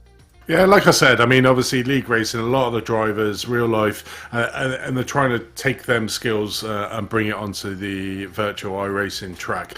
You know, so a lot of the drivers have had a baptism of fire at Alton Park. But like with any league that gets on, as you get further and further into the league, the drivers understand the cars, they get better racecraft, and the racing gets a lot better. But you can see a step up from Alton Park to tonight. It may have had something to do with the track, and it is. So the telling will certainly be Donington Park, which is another tight technical track. So that's going to be an indication of how well the drivers are doing. But as a spectacle, you know, tonight was brilliant, really good 15-minute races all the way to the last couple of corners, all three races, and yeah, it bodes well for the rest of the championship. Yeah, can't disagree with that. I think it's set to be quite an exciting time. Well, again, thank you very much to you, Andy. Of course, thank you, of course, to Lee, who's been on production and cameras tonight. Thank you to Apex TV and to everyone that's taken part tonight as well. For those who are interested, the next round is going to be January 12th, 2023.